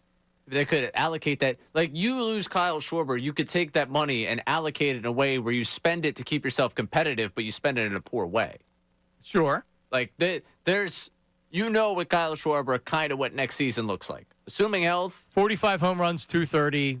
On-base percentage, 370, Solid, something like that. yeah. Like, you understand the production. Yeah. You could chase that production with money and not get it. Like, the opposite Kyle Schwarber door is the unknown. I'll take the Ferrari instead of the mystery box. Well, I mean, what's in the mystery box, though? What's been in the mystery box? That's what I'm saying, though. If we're asking ourselves what's in the mystery box, I don't necessarily care to find out. Can you get Alonso and Bregman? Not likely, right? Too much. Probably not. No. Probably not. And if you're going for I guess, you're filling that DH spot with Alonso. Maybe that's not a bad thing. And maybe you end up if they pivot from Schwarber and I like the pivot, that's good. I'm just going to tell you that the day that Schwarber signs somewhere else, I'm not coming on the air here like I'm excited with what the potential for I agree. The alternative is. I'm going to come here terrified. See, I won't be terrified. That's where you lose me. I won't be terrified. I'll be worried. Because they've fallen up. He's been a part of the collapse in the playoffs. Isn't it? You're right. All right. Well, I mean, if the starting pitching is going to get them 90 wins and the starting pitching will get them 90 wins, then you have to ask yourself, okay, for me, what Kyle Schwarber does more than anything is he puts butts in the seats and he helps win regular season games with his offense. Mm-hmm. Right? He is a draw. Kyle Schwarber's a reason to go down the ballpark. He's a reason to watch. You think about it. Who else on the offense has been a real reason to watch this team? Yeah, he's Kyle Schwarber. One. He's one. He's also a DH. So now Harper can be part-time DH, part-time first base. Pete Alonso could be part-time DH, part-time first base. He's also a right-handed bat. So you're not looking for a right-handed bat, or you're not as desperate for a right-handed bat. Do we realize what the outfield looks like right now? Yeah, that was also the interesting part of the Amon thing, where they're hearing on Marsh. So we're just totally hit the reset in the outfield. Crawford and whoever the hell we could pick up outside of Crawford. And I'm not telling you that. I'm sure they are having conversations with Marsh, but you have to get somebody in return, or they got to sign somebody. Right. Marsh isn't making a ton of money. So the one thing that Bohm does, if you were to move on from Bohm, he's due to make $10.2 million is what the contract would be, something like that. So that's $10 million you can allocate and use somewhere else. What's Marsh making in arbitration or whatever? $4 or $5 million? So it's not like he's making a ton of money. He's actually affordable. Marsh actually is fine. Marsh, I don't want to move on from Marsh. Marsh is fine. You just can't rely on him. He's a plus platoon. Yeah. So he's better than a platoon, but he's not he can't be your 600 at bat guy a year. Can't stay healthy, and he's not good enough against left-handed pitching. Right. He's got the positional flexibility playing center field when you need him to do so. Agreed. Plus side of the platoon, he's fine. Yeah. So I don't have a necessary issue with him. I think listening to them say, I trade him, I'm like, yeah, that's just him talking. I don't believe they're trading him. He's not untouchable in my world. Well, of course not. not. Sure not. But I look at him like, what else you got out there in the outfield? Not a lot. Listen, my softball team loves me out there, but I don't think I could try out for the Phillies. You play softball? Yeah. For who? Local heyday team. But is it co-ed? Yeah. Oh, yeah. Okay. I'm not one of these, this is my Sunday league where I've won 6 championships and I bat leadoff. No. Play co-ed once a week. Go get beers afterwards. Does Beasley, Philadelphia have a softball team? Mm-mm. Used to. I hear about the heyday. When we were Greater Media, we had a softball team. Yeah. Correct. I didn't play because I was working afternoons at the time. But Matt Cowper used to be the MVP of the team and one of our crack sales executives. He used to lift weights just for... Legitimately, he used to lift weights for the. Sounds like a morning show host we have, or a producer we have. Oh, is that what he does, Connor? I could see that. Yeah. Well, he's a former baseball player. Right. At some point, we have to, and this is off-season fodder. Colarulo football college career versus Connor baseball college career. Ooh, who had the better? Who do you take? Who had the better non-Division I college career? Well, I think Connor, just because he played more. Wasn't Bill a long snapper / defensive end? Hey, long snapper, very important. Very important to the operations. All right. You're not kidding. Coming up, 610-632-0975. The 1 o'clock hour brought to you by Morgenstern Hair Restorations. Great team stick together. So does great hair. Morgenstern Hair Restoration championship results. Visit morgensternhair.com or call them 610-980-4000. 76ers playing tonight without Joel Embiid, or who knows? We'll discuss coming up after this. Middays with Marks, 97.5 The Fanatic. All right, let's talk about Liberty Safes of New Jersey. I can't talk enough about this business. Family owned and operated. Had a time to visit with them over there, and we're talking about 3 decades in business. So if you're saying to yourself, like, well, why do I need a safe? There's a lot of reasons why you need a safe, right? And they have locations in Mount Laurel and Hamilton Township, New Jersey. So what happens if someone breaks in? Of course, if you had a safe, your stuff would be protected. What about a fire? What about your kids? My damn kids are into everything. You have birth certificates, Social Security cards. You have pictures from your great-grandmother. You have a lot of stuff that in case of a fire or water damage or kids or a break-in, if you get a Liberty Safe in New Jersey, it's taken care of. It's such a smart move. The largest selection of Liberty Safes in the tri-state area. Best selection, best prices, real people who actually help you choose what you're looking for, what fits your home and your budget. So the first time you walk into one of their showrooms, whether it's Mount Laurel, New Jersey, or Horizon Drive in Hamilton Township, and you tell them John Mark sent you, they're saying, like, all right, what's your budget? What are you looking for? How big of a safe are you looking for? From the minute you talk to them to the minute it is installed, and then they're calling to ask you how it's doing, they are there for you. Tell them John Mark sent you. So whether it's valuables, whether it's whatever, a gun safe, right? If you're a responsible gun owner and you say, you know what, I'd like to get a gun safe, Liberty Safes of New Jersey has the best selection and the best prices. Because when it comes to safety, don't risk it. Lock it with Liberty. Check them out online, libertysafesnj.com. Now on 97.5 The Fanatic Sports Update. Looking for answers. I'm Ray Dunn with this Fanatic Sports Update. It's deja vu reading this update time and time again. Not just today, over the last couple weeks. The Eagles offense, believe it or not, still looking for answers. They're looking now after a second consecutive loss, this time with the Bears on Black Friday. And yesterday, Nick Sirianni met with the media, talked about the lessons he learned from 2023 and how he's applying them now. The lessons we learned in 23 resulted in kind of what happened last year. So, of course, win, lose, or draw, you're always constantly trying to learn and get better. Sometimes that sting of the loss has even more impact. See if it has an impact as they get set for the Monday Night Football matchup with the Chargers in L.A. We got a breakdown today from both Brandon Gowton and Jeff Mosher joining the program. You can listen to those interviews back on our website or the Fanatic app. Flyers fell 5-1 yesterday to the Penguins. Tyson Foerster scoring the game's lone goal for the Flyers. Left the game early with an injury. 76ers return to action tonight against the Wizards at 7 o'clock. You can hear the game right here on the Fanatic. This update's brought to you by Indeed.com. Stop just hoping the right applicants find your job. Sponsor it on Indeed and match with quality talent. Start Indeed.com/credit. Again, that's Indeed.com/credit. I'm Ray Dunn, your home for the Sixers Flyers. The best birds talk in town. 97.5 The Fanatic and 97.5thefanatic.com.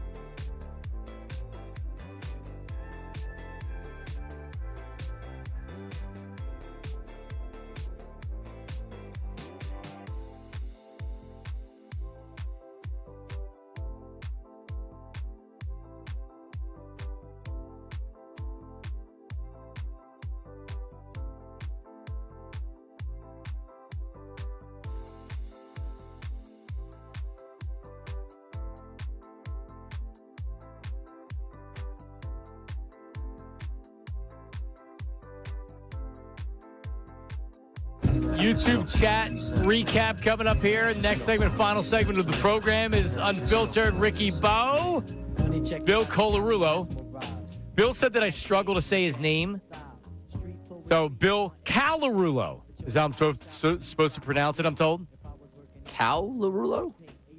I call him Bill Colarulo, and I've seen the criticism online before that says that I say his name funny. And then Bill told me yesterday it sounds like I struggle to say Bill Colarulo. It's not Colarulo, it's Colarulo. Colarulo.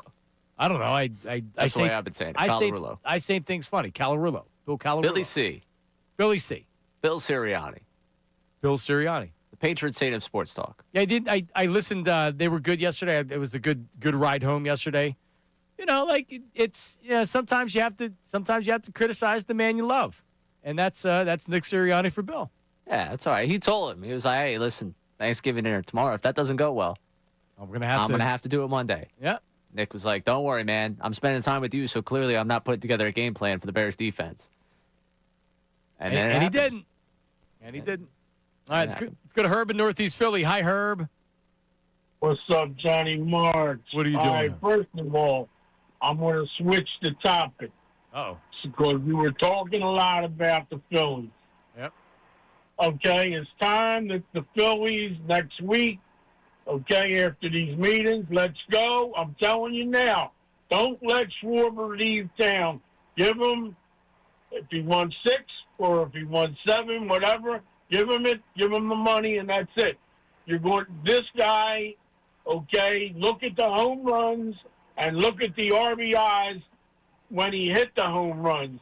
Total everything up besides the other RBIs for the past 4 years. You're not going to replace a guy like that. Yep. Okay? The people want him. The people are paying for the tickets. Okay? They're going into the store, buying stuff every day. Even they come out here in the wintertime and buy stuff. So, you got the All-Star game coming up. We need to put him and Harper and a couple other guys on that game. You understand? Next year. And as far as the Eagles go. But hang on a second, Herb. You make a lot of great points because if you're the Phillies and your ownership, yeah, like it's important to put butts in the seats, and Kyle Schwarber helps do that. Now you're a shrewd negotiator too. You said give him 7 years. Let me tell you, if I was the GM, he'd already be signed. I don't want to hear it. Okay. Okay? I'll face Ruben Amaro. I'll face anybody. Pat Gillick, anybody. Okay? Dave, go sign the guy, get it done, and get Remuto here for the 2 years, whatever he wants, the money-wise. Have you told Dave that? He's going to save your pitching staff. He's going to help your pitching staff, okay? I agree. Have you told Dave that? Because I remember you saw him in Arizona, and then you left him a message. So I know that you have his number. Yeah, I don't want to talk about. I can talk to him anytime. He knows what he's got to do. He does. Okay, and that's it. That's all I can say. Okay. As far as the Eagles, it's time. This team should be 11-1. You can laugh all you want, but I know that if I was on the field calling plays, that team would be 11-1 right now. Okay? They blew games that they should have won, and they don't. You got to put your foot on the gas. It's either you got to throw the ball deep or throw the ball slants or whatever, 10, 15, 20 yards and get it done. Okay? The problem with the team is the blocking scheme. The blocking scheme that the Bears were using is the blocking scheme that we should be using. Which is what? The next couple of days, you got to block left, the left side of the line, and the right side of the line blocks right, okay? Okay. And take out the linebacker or whoever. They need to get these holes back open, okay? Okay. And I don't need a 50 or 60-yard run, but I need a couple of running backs in there. There's no reason why, what's his name, Tank should have had one snap, Herb. One snap. Thank you, Herb. One snap. Yep. That's all he had. Tank Bigsby had one snap. See, If Herb was calling plays, Ray, 11-1. Throw the ball deep, throw slants. That's what he'd be doing if he was calling plays. Block left, block right. See, said like people laugh. Sometimes simple is the way to go. Right, because what we've heard about this offense is that it's too complex. Exactly right. No, you can't keep it simple. I'm a firm believer of keeping things simple. Yes, in life. Way to dumb it down, Herb. Yeah. Block left, block right. Run the ball, pass the ball. Throw it deep, slants. 11-1. 610-632-0975. Who's going to, I mean, seriously. Kevin, how about this? If we had a Twitter poll, we would do it. All right? We don't do Twitter polls, though. Herb from Northeast Philly or Kevin Patullo? Maybe we should do it. Just for fun. Yeah. Who would you rather have calling plays? Kevin Patullo or Herb from Northeast Philly? 975 Middays on your Twitter feed. 975 Middays. We need to start using it more anyway and getting our social medias involved. I mean, seriously, who says no? I think Herb would win. No one has a Fire Herb from Northeast Philly website out there. You can't that we know of. That we know of. That would happen after a game. All right, coming up, YouTube chat recap, text board, and everything else. That's coming up next. Middays with Marks, 97.5 The Fanatic. Philadelphia is a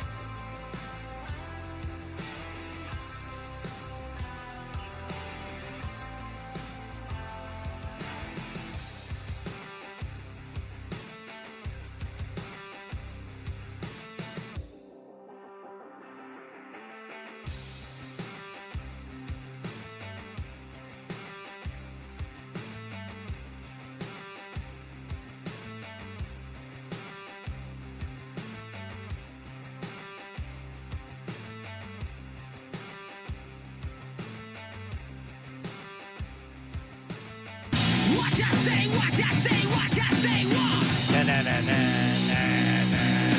right, Middays remarks are back. Do you get a lot of text messages from Express, like everything, because it's the holidays? It's like, oh, someone's texting me. Oh, no, it's just another, hey, spend $100, get $20 off, something.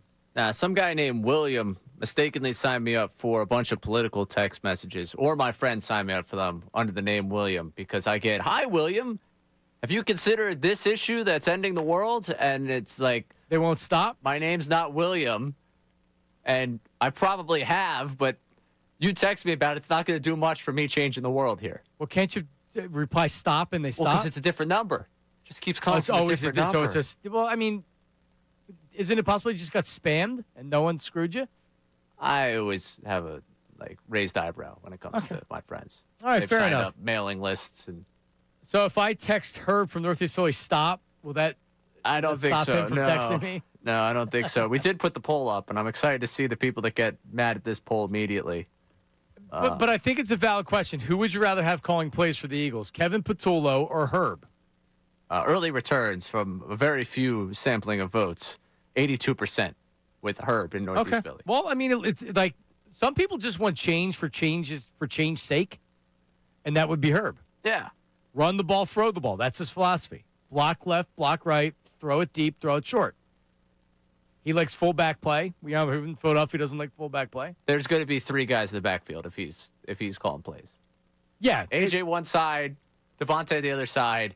Dallas Goedert becomes a fullback. Tank Bigsby is also a fullback in this. And you got to get Tank Bigsby in there. Saquon gets a 5-yard running start so that he can dodge whoever's going to make it past the offensive line. Who says no?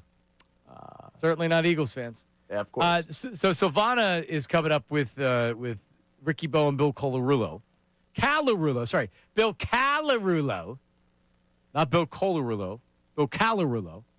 Colarulo. Okay. See, I don't know how to say it. How am I supposed to say it? And now you've gone to the other end of this. I know. Now I don't know how to say it at all. Bill. Anyway, yeah, Bill C. Yeah. Is coming up next. But Silvana last night down at the Flyers game was wearing a bunny costume, and she explained to me what happened. And it was a skit. It was some type of a skit with Gritty. Yes. Lookalike cam? Yeah, I was confused as well. I saw the video, and I was like, it's just, so there's this person in a bunny suit sitting in a seat behind the Flyers bench, and she takes the head off, and it's Silvana. What the hell's Silvana doing in a bunny suit? At the Flyers game. At the Flyers game. Like, Right. this is very odd. A bunny suit outside the Flyers game makes a ton of sense. It's when you combine the two, makes a little sense. I have a it's not a bunny suit, but it's a hoodie footy. At one time on the station, we sold the hoodie footy pajamas. Mm-hmm. I don't know if we still do. Mm-mm. And I got, they give you one for doing the commercials, and it's a bunny suit without a head. I mean, it's nice and warm. Don't get me wrong, but so Silvana had that on, but with the head, Right. with the bunny head. Right, because you need the grand reveal of who's in the bunny suit. Yeah. So she told me what was going on. I still didn't really understand, but it was something they were doing a bit, Yeah. which is cool. Yeah, no, that's cool. Yeah. Anytime you get tapped to do that, get some tickets, get to go down to the Hell yeah. arena. Yeah. The game didn't work out. That was an ugly one. I'll put on a bunny suit. I Yeah. don't care. Yeah, they lost 5-1. So the 76ers play tonight. Joel Embiid will not play unless he will. Because on Sunday, Joel Embiid played, but he was ruled out on Saturday. So he ruled out on Saturday, because I remember seeing it, being like, oh, well, Embiid's not playing again. Big surprise. And then he actually played in the game Sunday. Right. So will he play tonight after being ruled out yesterday? I would doubt Probably it. not. Yeah. They haven't done a lot of it's not even back-to-backs anymore. It's 2 days rest before he plays again. I mean, did he just decide he came in and is like, actually, I'm going to play?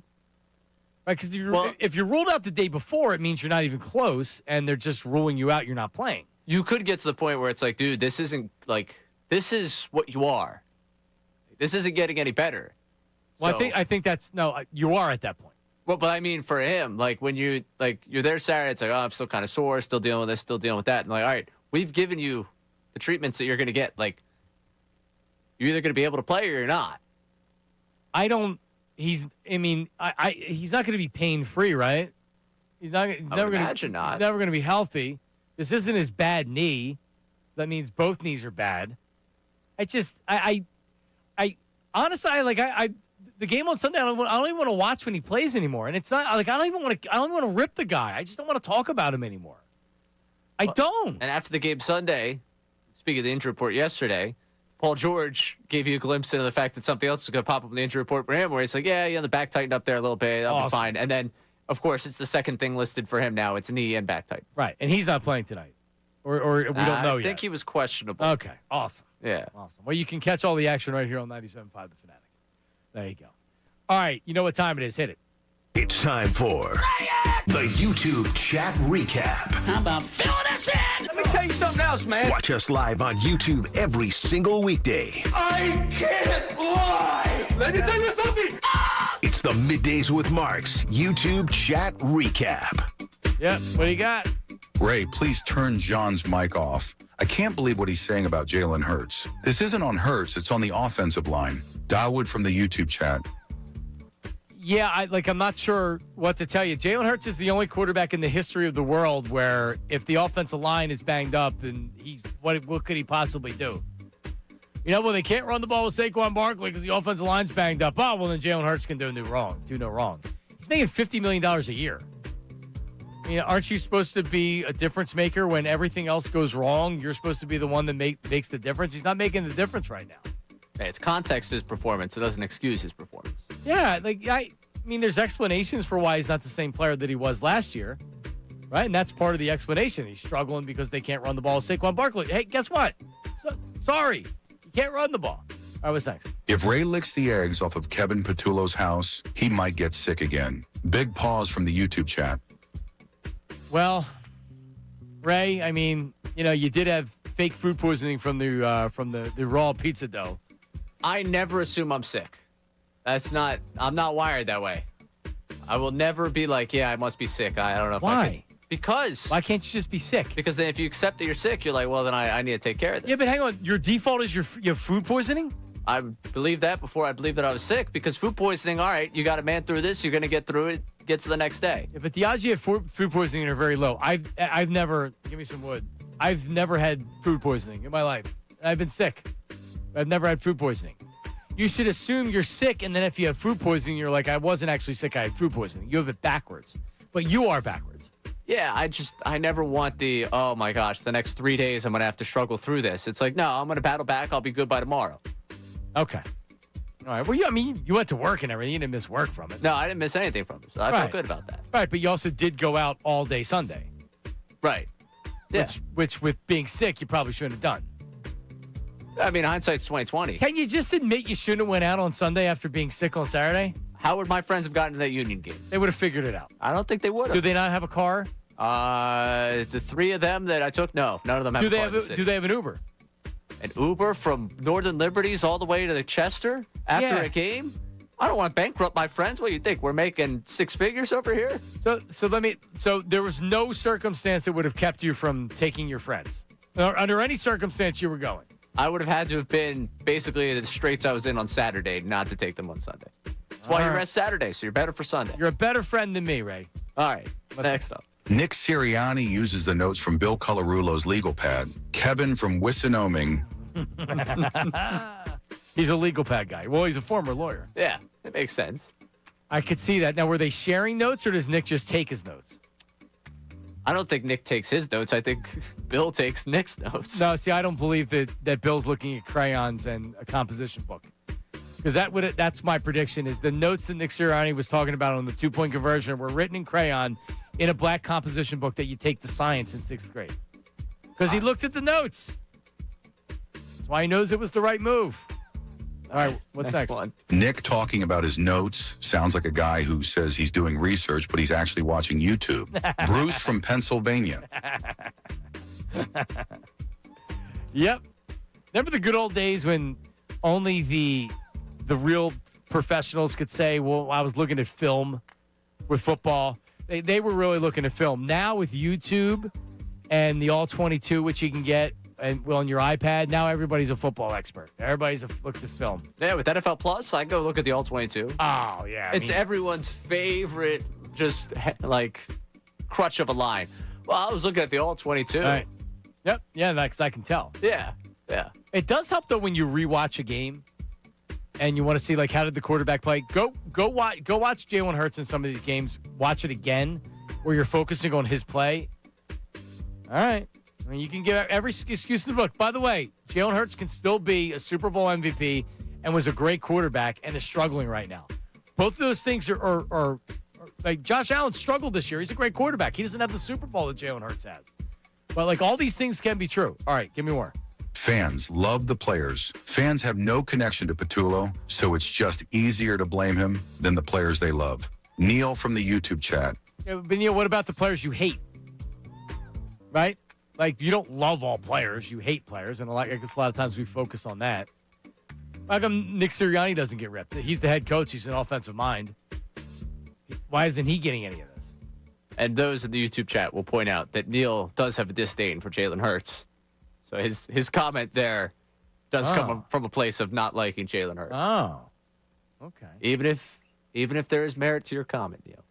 All right. Neil always thinks I'm picking on him.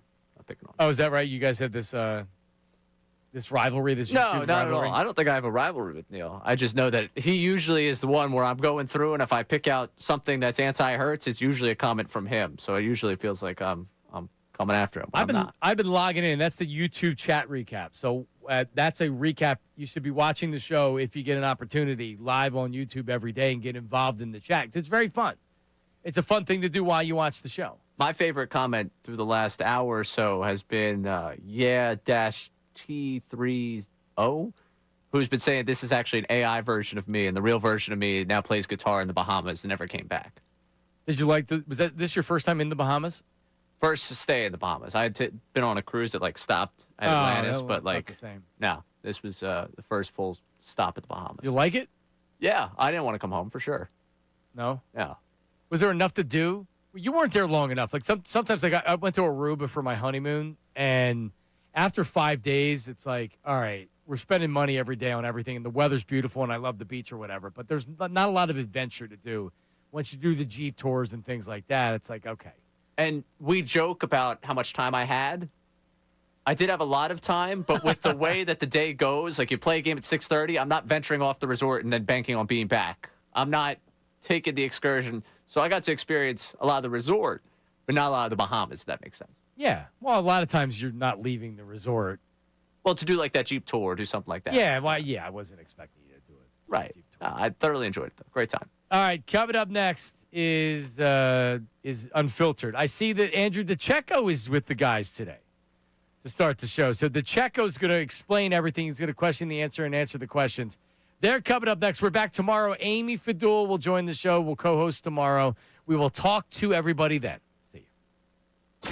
Now on